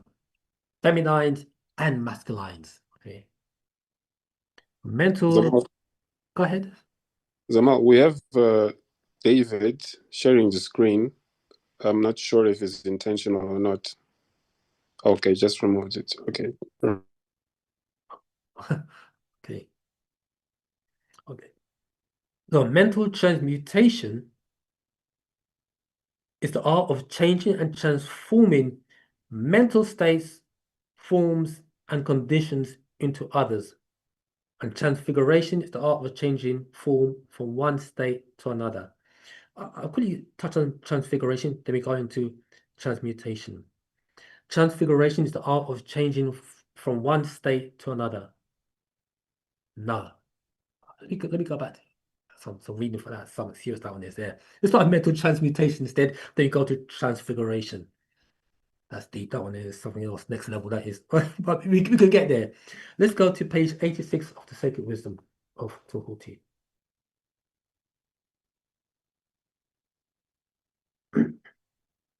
I know that we said earlier on that certain terminology, certain words, certain concepts may be unfamiliar with you all for some, but this is what we need to take us to the next level. To the next level, we need to open up our minds because the master is here to give us more. We use the term transcendent concepts beyond the norm, beyond what we've been taught. You see, the next level, the next level. Okay, so we need the knowledge. We need the knowledge. We need the knowledge, the know-how that will give us the ability and capability or slash the power to transform ourselves from mere mortals into deities. The master teacher says, that's what I'm here to do. That's what I'm doing. I'm transforming you from mere mortals into deities without you even recognizing it. See? Now, this is these classes that we're given here is like another installment. And these installments or these classes is what we need to hear these on a regular basis. Different classes that is here to elevate our minds so we can have at least an understanding to grow into an understanding of these concepts. Then once you begin to get an understanding or become conscious of these concepts, your mind will start to open up and you begin to realize all power and deities are most high. It's not outside the self, but it's within self. You see, so we have been taught to look outside of ourselves rather than take the journey in and out. And that is called introspection. That's one of the processes of the journey. Want to say something, Simon, before we continue? Go ahead. Wabat, man. Quick question. It might be a little bit off topic, but it's just something that I've been kind of wanting to ask. That popped into the head. Go ahead. So I've been watching a lot of energies and what's coming out of Africa at the moment, especially with in era of Burkina Faso and Ibrahim and things like that. And the energy that I'm getting is that they're doing real powerful things for, I want to say, us. Yeah. Say it though. Yeah. Us. Say us. Okay, us. Yeah, us. Yeah. Don't be afraid, brother. No, I'm not afraid. I just... Us is here. Okay. Us. Okay. I just wanted to know if the master teacher has said anything about things that are going on in Africa right now, or things to come, or especially Ibrahim Tory. So, Tory, yeah. Has he mentioned anything about the whole situation or anything that's going on right now? Not directly, but indirectly in books, he's posted that the planet Earth is shifting from a 23.5-degree axis to perpendicular. And that shift, the energies have shifted, the power has shifted, it's going to Africa.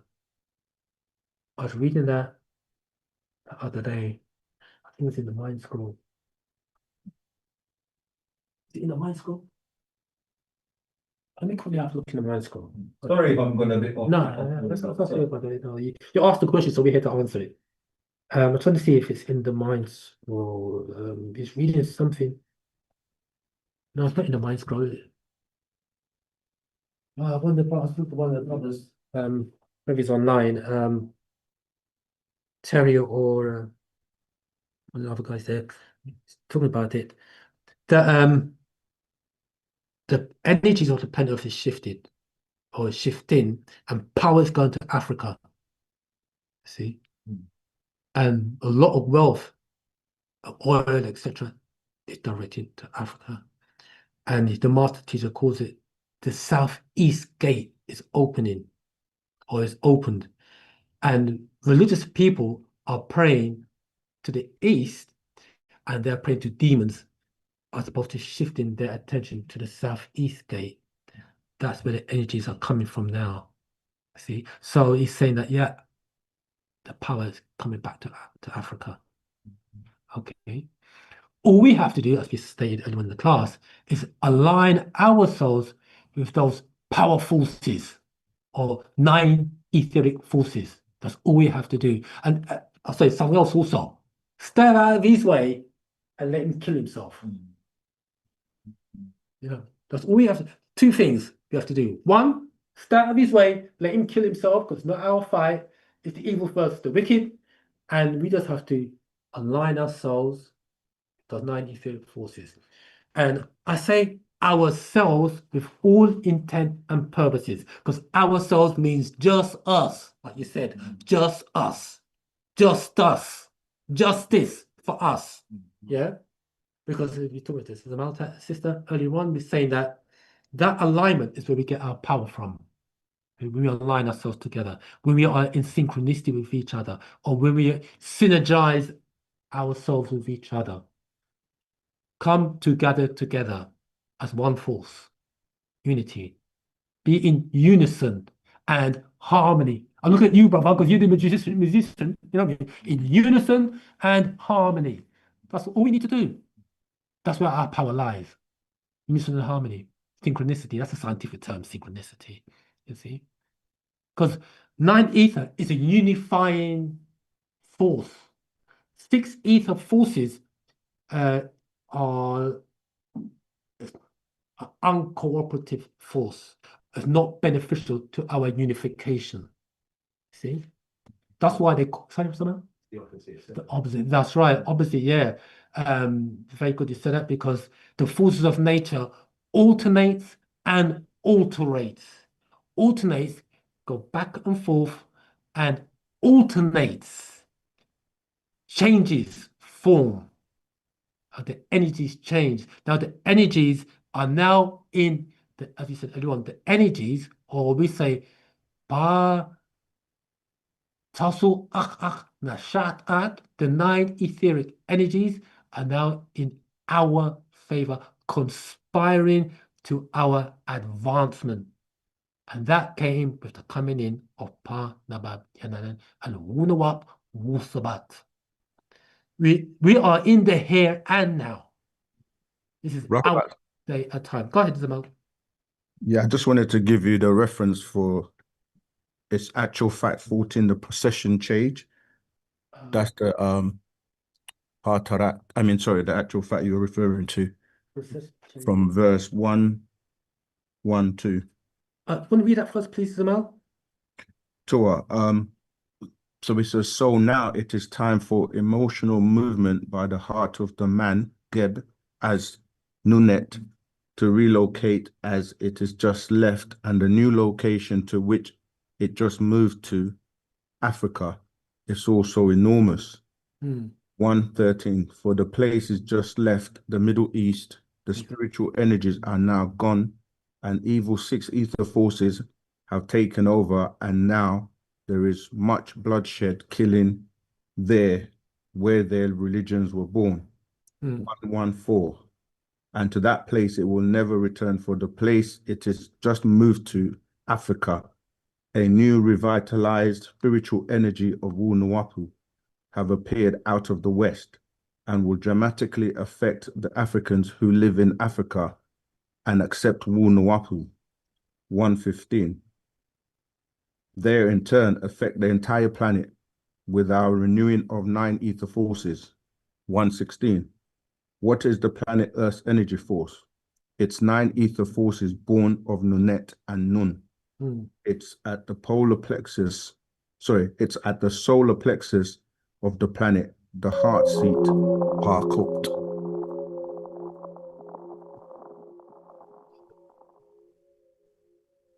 I'll just read the last couple of verses. 117. It will be best explained from human perspective because the planet Earth and the Negroid's body are the same, brown soil, black mud, and it's identical energetically. 118. Not only is the planet Earth's energy force the same as that of the African human beings, also such massive energy fields of the planet and humans' energy fields are exactly the same. 119. Ever electromagnetic geometrical field within the force field of the Earth is exactly identical to African Negroid persons on Earth everywhere. There you go. I yield. I'll tell that tomorrow. So a lot has been said there. Did everyone get that? It shows you how. So when we go back to FAC, we said the F is in line with the planet Earth. You can see now the synchronicities. You can see now the intelligent design by way of those forces, how we are made in conformity with the Earth. And because we are in conformity with the Earth, we're in conformity with the cosmos. We're talking about the sun, moon, and the stars. Okay, and you hear what Sakan did mention about the solar plex of the Earth, that central sun. He mentioned earlier on how we meant to align our solar plex with the central sun or the solar plex of the Earth, and the other sun that's outside Pa Shamash. Okay, so there, the power is there. So hope that answers your question, bro. Yeah. Cool. Yeah. Anything else you'd like to add? Just one more thing before you go. Before we go home. Okay, Yeah. I'll go. Yeah. No, I've also been watching a lot of self-healing and natural remedies and things like that. And a lot of Western scientists now are actually coming out admitting that their medication that they've been giving us for years is basically no good, and that things like cancer, they are now admitting that the actual cure for cancer is natural remedies like turmeric and all those natural things that we should have been taking from a long time. And in order to cure cancer, it's all down to your natural body healing itself. They're literally coming out with that now. Well, the ones that are, I don't know what they call whistleblowers, but whistleblowers, yeah, they're coming out with it now. I just wanted to just share that because I've been kind of preeing what they're going on with. You know what I mean? Yeah. So yeah, it all aligns with what's going on in Africa and natural healing and getting back to nature, who we naturally are. You know what I mean? That's right. Yeah. Yeah. Sorry. That's my So we are beings of natural nature. But like everything else, the master just said like this: it's an inevitability. It is an inevitability. Their demise is an inevitability, and our rise is an inevitability. You see, so it's there. I mean, okay. David wants to collaborate on a note with you. Invitation to take notes. Start collaborating now. What's that mean? I don't know what that means. Robert, Go on, right. Somebody want to say something, Samuel? can you hear me? Yeah, we can hear you. Okay, in your previous lecture, you made mention about the library of thoughts that you can get good lectures there. Remember? Say that again. I've gone to The library of thoughts on okay. YouTube. Yes. Yeah, and the library of thought, I went to the channel and it was talking about getting the Cabellion. But there is no, is there any other means we can get the Cabellion? Oh, the Cabellion. Yes. Yes. You want to know what it means? No, to get the book. Oh, the book. Oh, yeah. Yeah. You can actually download that on PDF. Yeah, because you get it from on PDF. Just type in the Cabellion and it will come up. Yeah, even the Cabellion. Do we have different versions? Because from what it said, it's like we have different versions that give deep explanation to what thought was trying to convey. Okay. Yes. If you want the best explanation of what Thoth or Tahuti was conveying, is to get the sacred wisdom of Tahuti written by the master. That's the best rendition or explanation of that, because you actually get it from the source. So the Library of Thoth, yeah, it's still good listening. It's still good. It's very, very good listening. Let's say when you listen to that, I would say about 74%, 76% is accurate. But again, take what's useful and reject what's not. But that's a very, very good listeners. That's another YouTube channel that's recommended. It's called The Library of Thoth. Okay. And that's a very, very good listening. It's like an AI is talking, narrating in English voice, but it's very, very good listening. See. And also when you listen to that and you read actually any of the scrolls of the master teacher, you realize that what we have been taught unawares is the Egyptian mysteries. That's what the master teacher's given us, the Egyptian mysteries. In most of the majority of the scrolls is based on the Egyptian mystery system.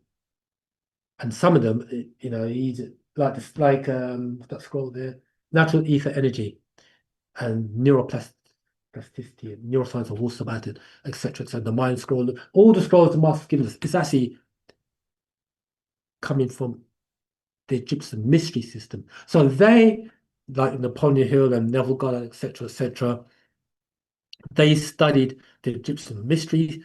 The master's now given us information, transformed into information coming from the Egyptian mystery system and more. The master alchemist is with us. The master quantum physicist is with us. The master scientist, the master teacher, the master is with us. What I mean? Giving us what we need. I came giving you what you want. You wanted to be spooked out so that you will learn to want what I have really come to give. This is it. This is it. Plus there's more. And it's here to give us once we have a, do you know something, fam? Let's say it like this. With all these concepts you're saying, as we said before, get this in our head and doors will open up, because what he has given us is what we call the master key. I talk about the book, The Master Key System, but Pana Babyanandan has given us the master key. Not a literal key or a physical key, but a mental key to unlock the locked doors. Once we use the master key to unlock, the term is master key, because there are many doors within us that needs to be unlocked. Once we start unlocking the doors, we then could open the doors. Unlock one door, open it, walk through, unlock another door, open it, walk through. Keep on doing that, bam, bam, bam, bam, bam, and then you will see the black light. Don't they say, walk into the light, walk into the light, walk into the light, get blinded. No, walk into the black light, the violet light. And the master said this: no matter how far you reach in your spirituality, I'll be there waiting for you. He said, but this is what's given us, the keys. And this particular scroll, the Sacred Wisdom, that's this scroll here, get this unlocked, or once you start to what it is that it's like this. As you start to elevate in awareness, you'll see more. You're reading the same page, but you're seeing more. You're reading the same, you're seeing more, and you're seeing more, and you're seeing more. And because the veil is lifting. You know, the blinding light of racial blindness and spiritual ignorance is disappearing. Now you're walking into triple blackness. And you'll be able to see into the dark, into the blackness, the black light. Okay, so let's quickly have a quick look at what's going on in Clubhouse. Okay, any questions thus far, fam, before we continue? Go ahead. Jamal, you have a couple of hands up on Zoom. Go ahead. And then Kaida. Okay, go ahead on Zoom. Wabat Zamal. Wabat Zamal. I'm currently reading the mind. Okay. And I've noticed the number 19 popping up everywhere. That's right. So like from scroll 1, it says 19 times 3, 57, and it goes down that way. So may you please elaborate why that is, why the number 19? All right, yeah, that's a very good question. There's many breakdowns we can give to that. First, let's say like this: we have the 19th elder in our possession. Right, that's Yanun. Okay, part of Babianan is in our possession. He's the 19th elder. And when we say 19, 1, 9, all numbers range from 1 to 9. All numbers after that is a composite number. Like 10 is 1 and 0, 11 and 1 and 1, then you've got 12, 1 and 2, etc., etc. So all numbers range from 1 to 9, which is 19, which is our number, okay? One of our mystical numbers, and also reference to the presence of the 19th elder, Panababiananan. Okay. Yeah, so there is a mathematical configuration to the number 19. Okay. I try to keep it as simple as I can. I hope that makes sense. Yeah, that part makes sense. So the other part that I'm trying to understand, so for an example, scroll 1, it says 19 times 3 equals 57. Yeah. And then scroll 2, 19 times 1 equals 19. Yeah. So it keeps, the numbers keep changing. Yeah. So that is the part that I'm trying to understand. The 19 is constant, but what is multiplied by keeps changing. Yeah. So you want to know the reason why? Please. Yeah, it's quite simple. All it is just the number of verses in each chapter that he's put to it. That's what it is, really. Some verses, like you said, there are 57 verses in the first scroll, and if you look at let's take another scroll at random. Scroll number 6, it says, it's 57 as well. Scroll number 6. Look for another one. Scroll number 19, it's got here. There are 209 verses in scroll number 19. So it's just what it is he's just letting you know that how many verses in each individual scroll. Scroll number 17 has got 76 verses, and it's giving you 19 times 4 equals 76. So it's letting you know that of the mathematics behind the number of verses that he's written here.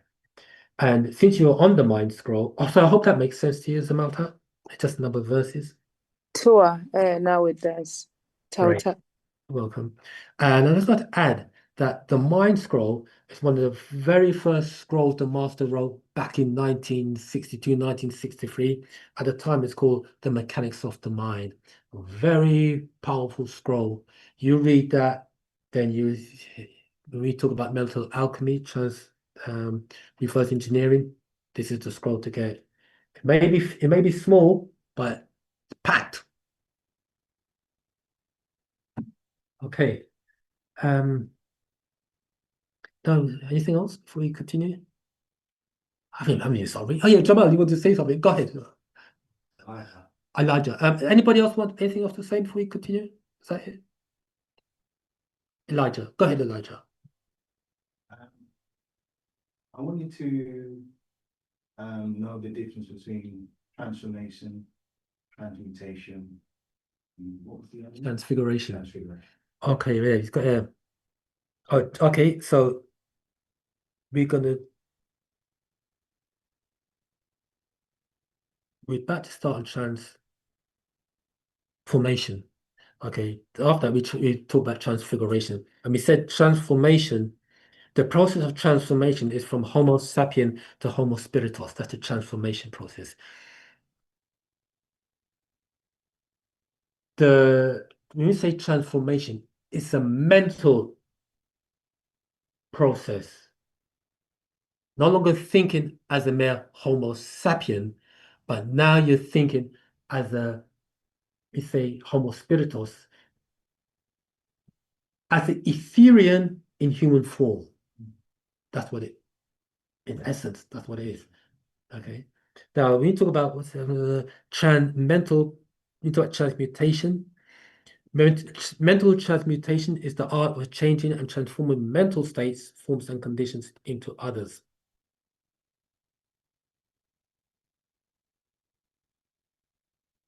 I wanted to read page 86.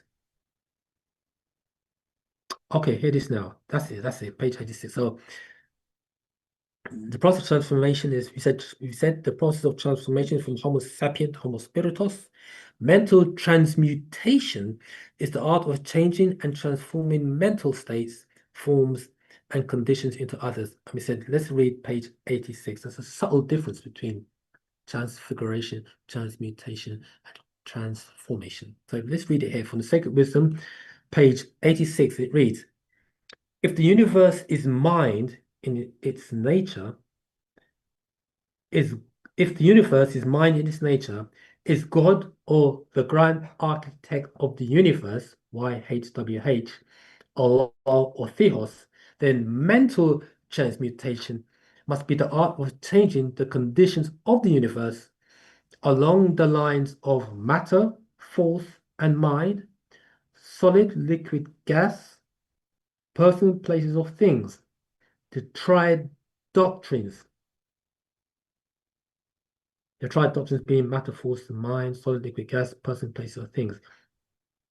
So you see, therefore, the mental transmutation is really the magic of, yeah, I'm just continuing here. I'll say something just now. So you see, therefore, the mental transmutation is really the magic of which the ancient writers had so much to say in their mystical works, and about which they gave so few practical instructions. I'll read that bit again. Mental transmutation is really the magic, and that magic is black magic, of which the ancient writers, the masters, had so much to say in their mystical works, about which they gave so few practical examples. What Baba Yanana is saying here is that it's only those initiates who got initiated into the higher orders were taught the secrets. Okay. If all be mental, then the art which enables one to transmute mental conditions must render the master the controller of material conditions as well as those ordinarily called mental. So if you master your mind, you can also master your material world, because all is mental and mental is all.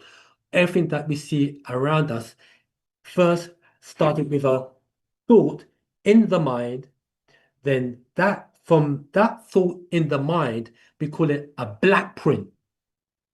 You had the thought in the mind, then you created like what does the architect do when he writes things down on a what do you call it? He writes things down on a piece of paper, on the paper. A plan drawing? A plan drawing or a blueprint. We say a black print. Okay, so he had the thought in his mind, and he put that thought down onto paper. He made a black print, people say the blueprint. Then from the blueprint, from that thought onto paper, he then materialized. He made the thought or the words manifest. Okay. And you read certain scrolls, the master said that the higher beings has come down and just will you see someone pop in his hand, like the master said he made sacred ash come from his hand. These are high masters. As a matter of fact, none but advanced mental alchemists have been able to attain the degree of power necessary to control the grosser physical conditions, such as the control of the elements of nature that would make them a god or supreme being, the production or cessation of tempests, meaning they can produce or they can stop like winds or storms. These are the higher beings. The production and sensation of earthquakes. They could produce or they could stop earthquakes. These are the higher beings. Rain, hail, and other great physical phenomena. These beings were gods. That means that let's say you're on the boat and the water, the waves, the sea is rough, and you've got a master on board, you can calm that. You've got the enemy is on the waters there. They can make that ability to make the sea rough and make them drown. These are the masters. Because they were in alignment or in synchronicity, or they had the science of mental alchemy on lock. What he'd say, what part in the Babylon is saying here? Do we have the same powers? No. Not at the moment, but do you have the same powers? Yeah. Yes. Yes. If you have the powers are there, it's just in an inert state or is in an inactive state. But we've got to know the power that's within us. Okay. And that's what everybody fears, the power that's within the Negro man. Okay. Someone says here, the scroll called the Brain and Halloween, the Sabbath of the Devil, blew my mind. It's good. So once it's been blown, it could reconnect itself again. Yeah. It's called a reverse engineering your brain. Yes, but that's good. You need to know that you are reverse engineering. Master calls it neuroplasticity. Yeah, you're creating new neurons. You go blew away, now you're recreating. Well done, brother. Okay, so let's read this again. Okay, so read it here. But that such mortals have existed and do exist today. Hear this. So we talk about those beings, those masters that could control of nature, but that such mortals have existed and do exist today. You have one in our midst. It's a matter of earnest facts to all advanced occultists of all schools, from which all came from Egypt. All those occult, or all those that have their own little secret societies, has all got their teachings from the source of it all, which is ancient Egypt. That Nababat, or we say Munbab, the masters exist and have these powers. The best teachers assure their students, having had experiences which justify them in such realities and statements. So the masters did things so that their students can experience their powers. These Neterat, supreme beings, do not make public exhibitions of their powers, but seek seclusion from the crowds of mortals, as mortal living and acting as the normal in order to better work their way along the path of attainment and to bring others with them. Just because a person is a Muslim, you don't know who that person is. You some old guy with grey beard, he could be a spiritual master, cloaked in religion. And would most probably this is what they do. They would get selected individuals and train them up, blend in with religion. Because you remember that I never heard the story of the master when he went to Egypt. He had to seek out one guy called Mahmoud, and he was a Muslim in Sudan. And that was a master who said, step, step, step, take one step. He took one step, and bam, he was by the pyramids. It wasn't in Cairo, he was in Sudan. He said, Tuti, junction, the junction of the white and blue Nile. He said, step, took one step, and he was transformed by the pyramids there. That's a master. Let's go here. We mentioned their existence at this point merely to call your attention to the fact that their power is entirely mental and operates along the lines of higher mental transmutation under the Egyptian doctrine of mentalism. The universe is mental, and mental is in the all. Being the universe is mental, that means the universe and all its contents has intelligence. The sun, moon, and stars has intelligence.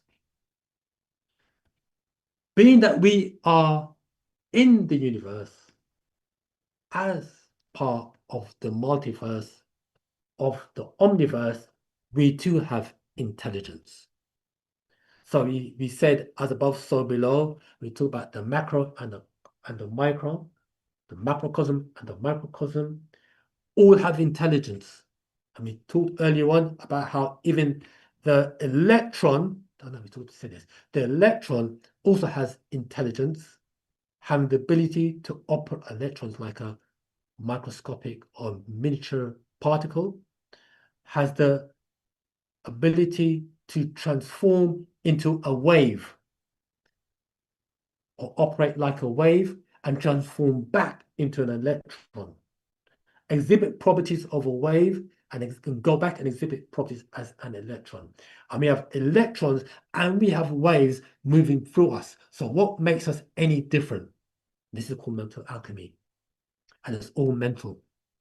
So when we are chanting, when we are learning the Misbatia, the language, and we're reading the doctrine of Wu-Sabat, what is happening inside of us? Alchemical transformation, transmutation, and transfiguration. Going to transfiguration in a minute. That's what's happening inside of us.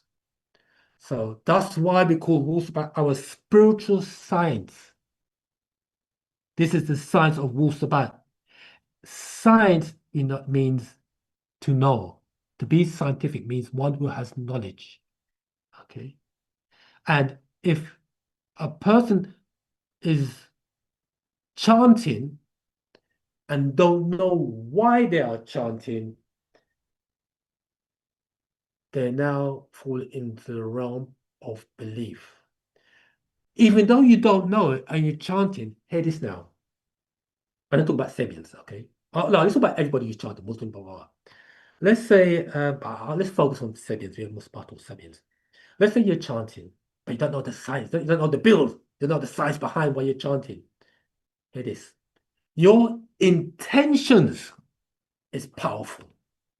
It is your intentions that is transforming your inner being. And there comes a point whereby, by way of your intentions, you are, I said, just forming, yeah. Your intentions, along with your actions, is giving you the power. And what will happen is, there comes a point whereby you begin to pull or magnetize towards your being person, places, and things that will aid in your elevation. This is the science. This is how it works. This is the science of the synchronicity of the forces of natural nature, 9 ether forces. We don't have the science, but yet, like you say, you can't, you're not the master yet, not yet, but it's within inside of you. It's the 9 ether forces, natural ether energy, is in us in an inner state. It's a state of inertia. It's inactive. But once it becomes activated, what can't you do? You see? It's all there. You follow that? So not to sound too spook nobody out, but this is the teaching, do you know what? I thought I heard some music in my head, but anyway. Okay, somebody says here, Larell says, do the 9 chakras represent the 9 planets? No, they don't represent the 9 planets. The 9 chakras are just energy seats within the human body. We talked about that earlier on. We have 7 major energy seats. The 8th and the 9th chakra is above the human body, but do interplay with the other 7. Yeah, okay, that's next level teachings or transcendent concepts that we have yet to receive from the master. Yeah. And sometimes the teachings is not even physical. The teachings are mental. You get taught by the forces mentally by way of mental telepathy. That's how they teach mental telepathically or inspiration. There are many ways of many modes of learning how they would teach us. That's how the masters work. You know what I mean? These are the higher beings. Isn't it? Let's go ahead. Zamal, Go ahead. just one question regarding intentionality. Go ahead. Which is when you were speaking about intentionality and alignment, came up the fact that, okay, on this, the breath book, on those meditational experiences, I've been having resistance to start doing them because I don't know if I'll be doing it correctly or not. So once you mentioned that intentionality also brings about alignment, what you're saying is even if I'm not sure if I'm doing correctly, I should do it because the intention is enough to align me throughout the process? That's right, yeah. All right, thank you. That's right, Samal, yeah. It's your intentions and and what will happen is, right, you will, like I said, person, places, and things will start magnetizing itself to you to take you to the next level. You see, that's how it works. That's how the forces work. Okay. Any further questions, Clubhouse Zoom? There's a lot to unpack in these classes here. I've got another class coming up in my head already for next week, but it's like I might have to continue on this one. Next class is going to be called the Sun Cycle, the death of belief and the birth of knowing. Well, I might have to put that for July. Okay, that's another class as well. That'll blow your mind as well. Like, just give you guys a heads up. Okay, so let's continue reading this, right? Because but students of lesser degree than Parnetarat, supreme beings, the initiates and teachers are able to freely work along the mental plane in mental transmutation. In fact, all that we call psychic phenomena, mental science, new thought phenomena, etc., operates along the same general lines, but for there is but one doctrine involved, no matter by what name the phenomena be called. Basically saying that that name is alchemy, mental alchemy. Okay. I'm gonna stop there, and I said to you, brother Elijah, about what transfiguration is. Transfiguration is the art of changing form from one state to another. Now, this is coming from the Holy Tablets, page 643, chapter 6, verse 15. We did a class on that one as well some time back, and it reads 183. There's a lot to read there, bro, but I'm gonna read it. Chapter 6, the Holy Tablets, verse 15, and this is chapter 6, tablet 15, verse 183. It reads, through this process, the whole body, understand from there, through this process, the whole body can biomagnetically be re-encoded and to adapt to a new biological environment. This is about transfiguration, without ever having to experience pain according to the human physiological network. 185. This is done in the event that a transfer of the species to a new environment is necessary for the survival of the Nawapians. What Pant Babyanan is saying here is that, say we need to get off the planet, higher beings will reconfigure your body. That's what it's saying there. Or say, yeah, reconfigure the human body. 189. In order for the Enoshites, forgetful beings, it means to work with the next electron orbital level of the universal. Okay, read verse. Sorry, I jumped a few verses. 185. I'll read 185 again. This is done in the event that a transfer of the species to a new environment is necessary for the survival of the Nawapians. That means that you may even need to go off the planet or go underwater.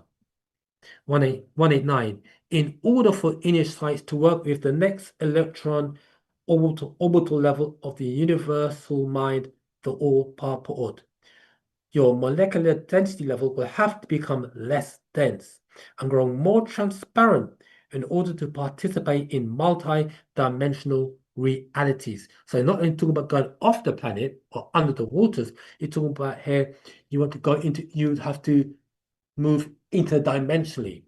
That's what he's talking about here. So in order to do that, the body has to, what do we say here? Transfigure. Yeah, okay. To participate in multi-dimensional realities. 190. Enoshites must be completely remade anew. Thus, you have Nawapian or the Nubian or new being. Or we use the word is Munbat.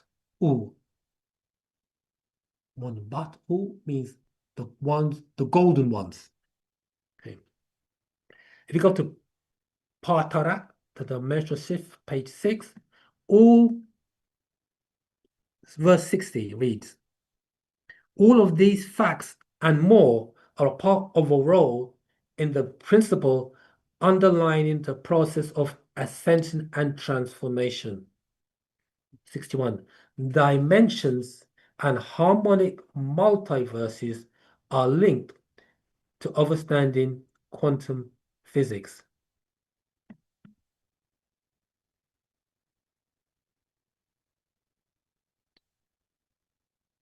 I'm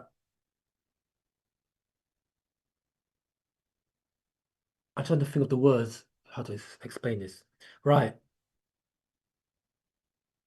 The different multiverses operate on different frequencies, correct?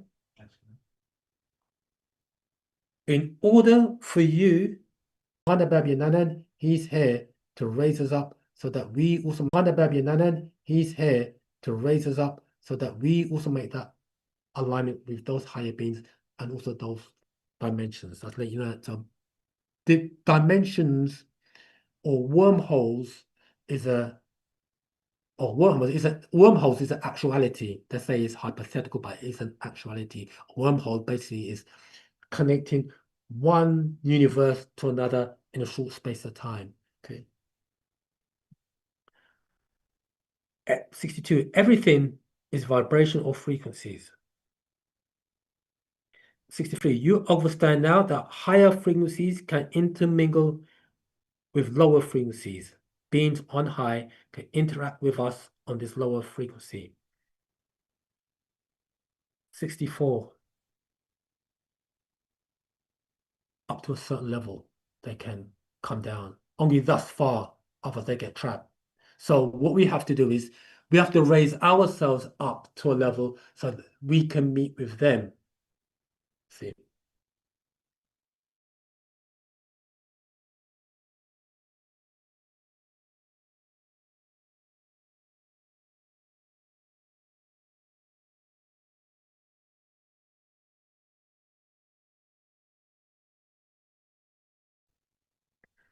And it's only by tuning into the correct frequency, we said FAC, okay? There's certain words we've got to pay attention to, Partner Babylon is saying here, okay?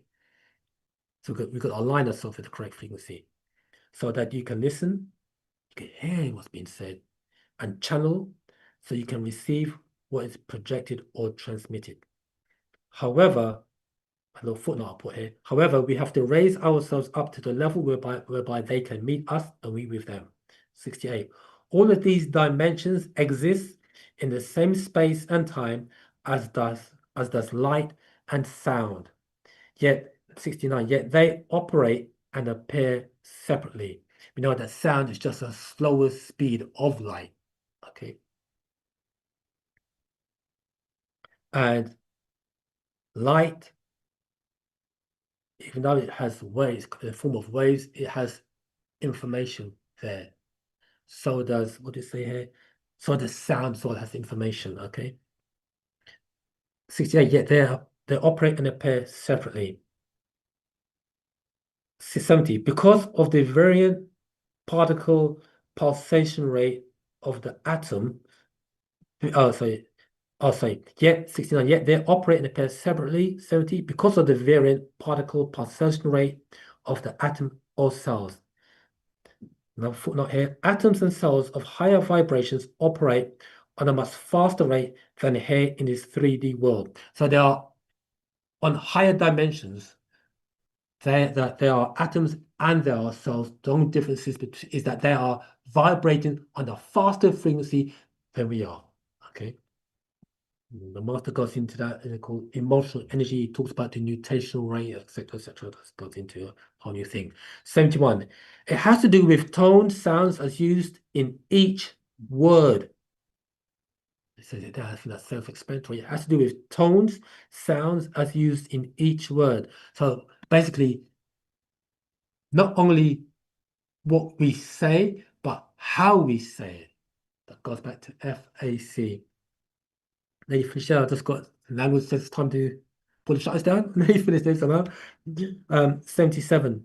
When a planet evolves through dimensions, the rate of speed or particle pulsation progressively increases, allowing that planet, as in this case the planet Earth, to evolve through the 8-dimensional scale that ties into the 8 notes of the octave. Okay, there's 9 in it. When you all combine together, that makes it 9 in it.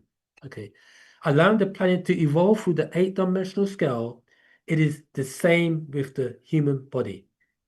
I'll read that again. Okay, when a 77, when a planet evolves through dimensions, as in this planet, things are speeding up, like time seems to be speeding up because the planet is now gone into the 4th dimension and beyond.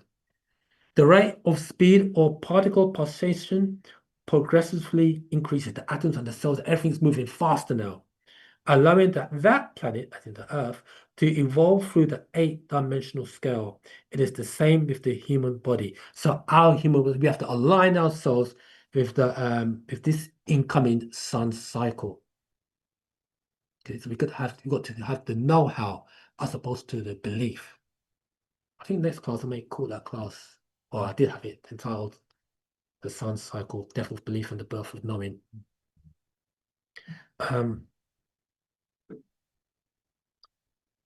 Before we finish, the AEO chart is FAC.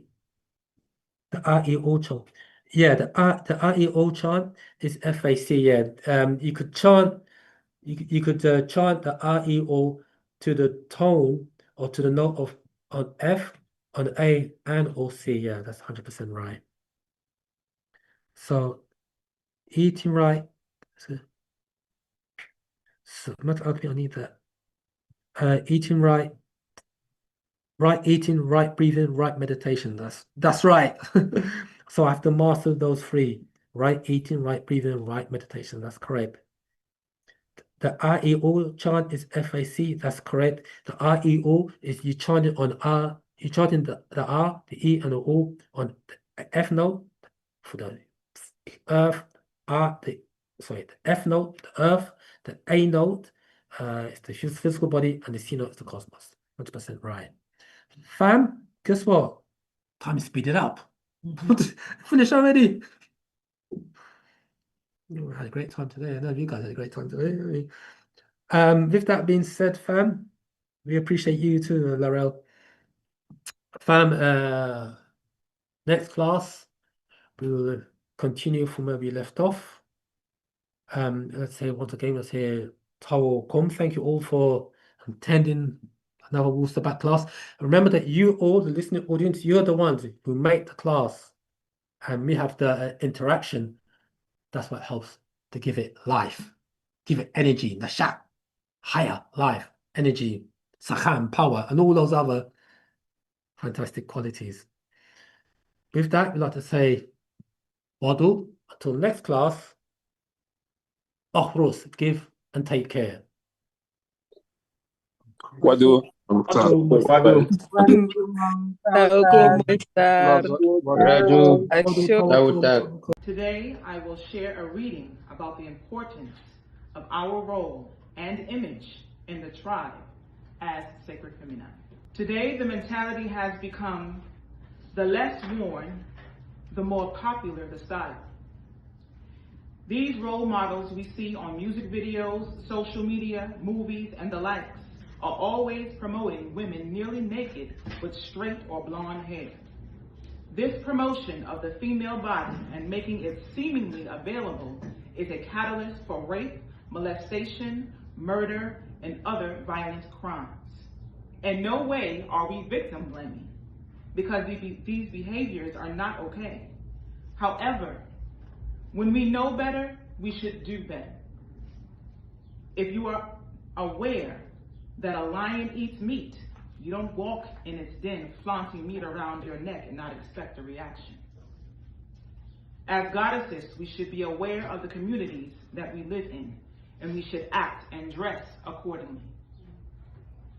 A goddess should not have to wear tight or low-waist pants, miniskirts, etc. to show that she has a nice figure or nice legs.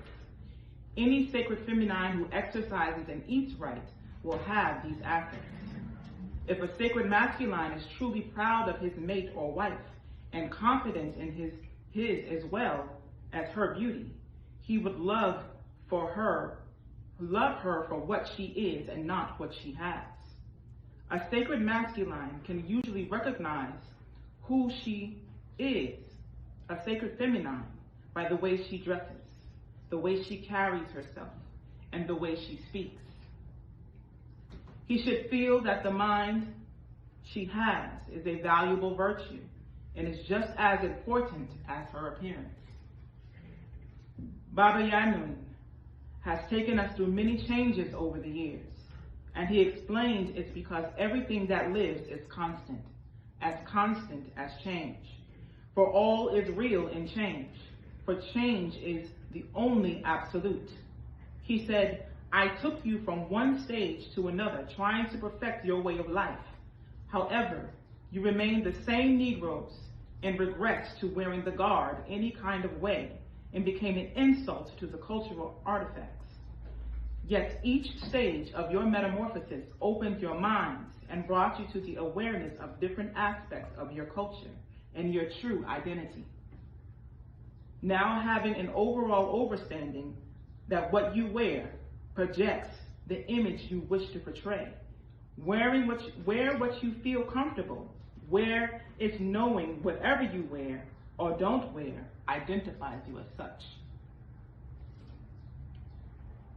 A quote from the Maxims of Baba Yanun: when you trade in your own culture for another's, you trade in your very soul. You are a reflection of what you wear as Nubians, Sabaeans, Nuwapians, Africans. You should wear your tribal cultural garb because that's who you are, and you should be proud of it. Brothers, wear your godly robe in black and gold. Sisters, wear your goddess robe. Represents not only who you are, but who we are as the United Sabians worldwide. Represents our Queen Mother Makeda of Aksum. Let us model ourselves after her image and likeness, a divine beauty. We are a matriarchal tribe, so our women must lead, and in order for her to lead, she must be in her proper position. Your image matters. Your influence matters. Your mental state matters.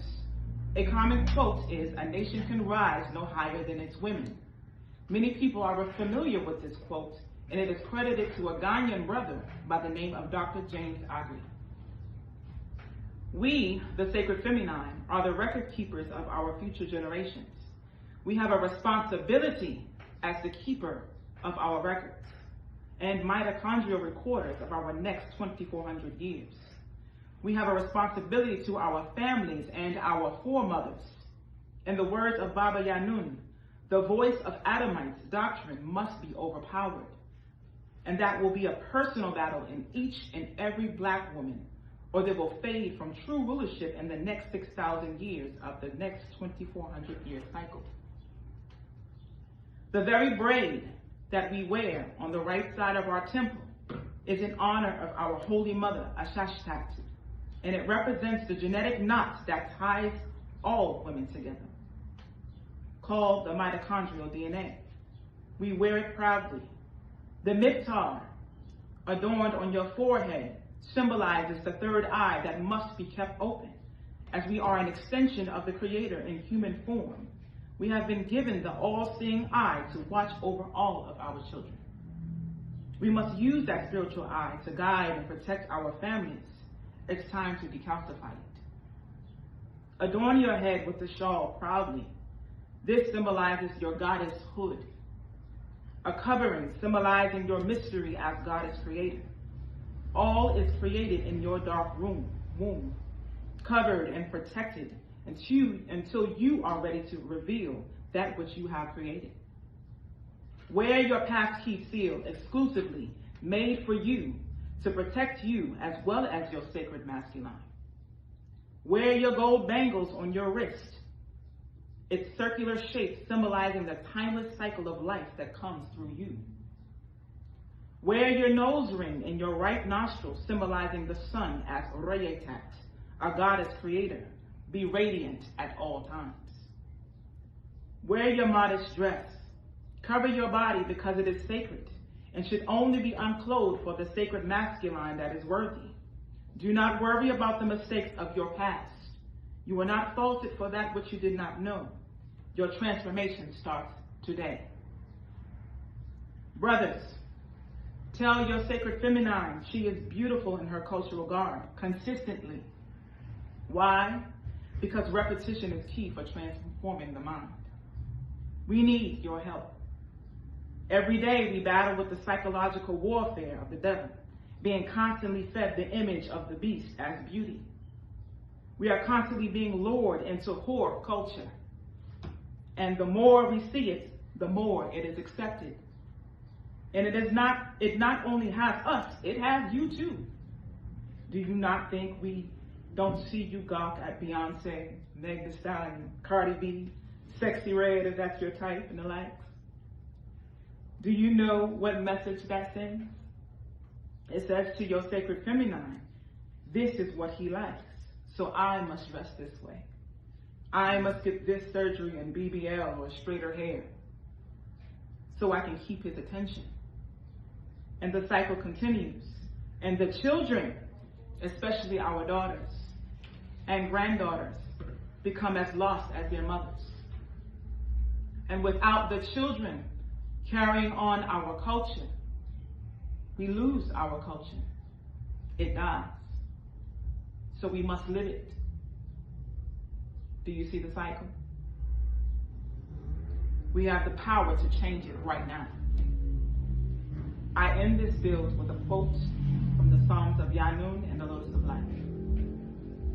Psalm 43, 1. Let us Nuwapians of Wu-Nawap rejoice. 2. What is a Kadesh Venas Tasu? Sacred feminine. 3.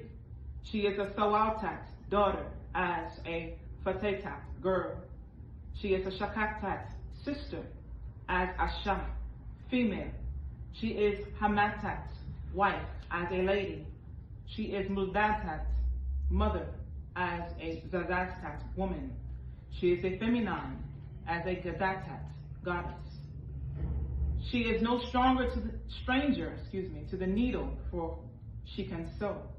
She is no stranger to the pots and pans, for she can tabuch, cook. She is no stranger to masak, music, for she can play, ranoi, sing, and warakus, dance.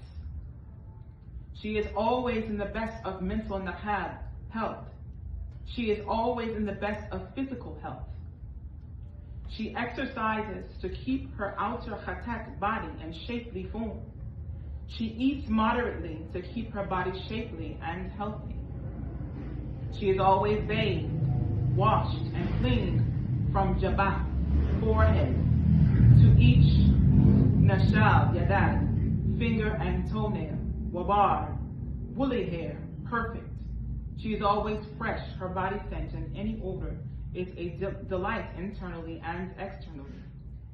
She is always dressed neatly, tidy, and is well proportioned, pleasing to the ayonat eyes of others, beautifully cladded. She is respectful and respected, petite, gentle, graceful, soft-spoken, never boisterous, loud, obnoxious, annoying, displeasing, and offensive. The Kadesh Venas Tasu, sacred feminine, keeps the secret of a matronly maiden and will never tolerate physical abuse nor mental abuse. Protects her Haradu children and her Halun home. Respects her masculine only if he respects her. Her Raham womb is a temple of Salafu ancestors, a secret laboratory for the creation, shaping, forming of all living Sawa'u sons and Sawa'u daughters. Her mouth and Yadad hand and Katat vagina as her whole body, she only offers to the soulmate, no other. She is a one man's companion, always lives by Patarak, the way, remembering always. She was given the Sayan, divine gift of the mitochondrial DNA, keeper of her Sanafat species. Her story of ancestral heritage. Rejoice in the sacred feminine. The Gospel of Yanun on the sacred feminine of the Lotus of Life, 879.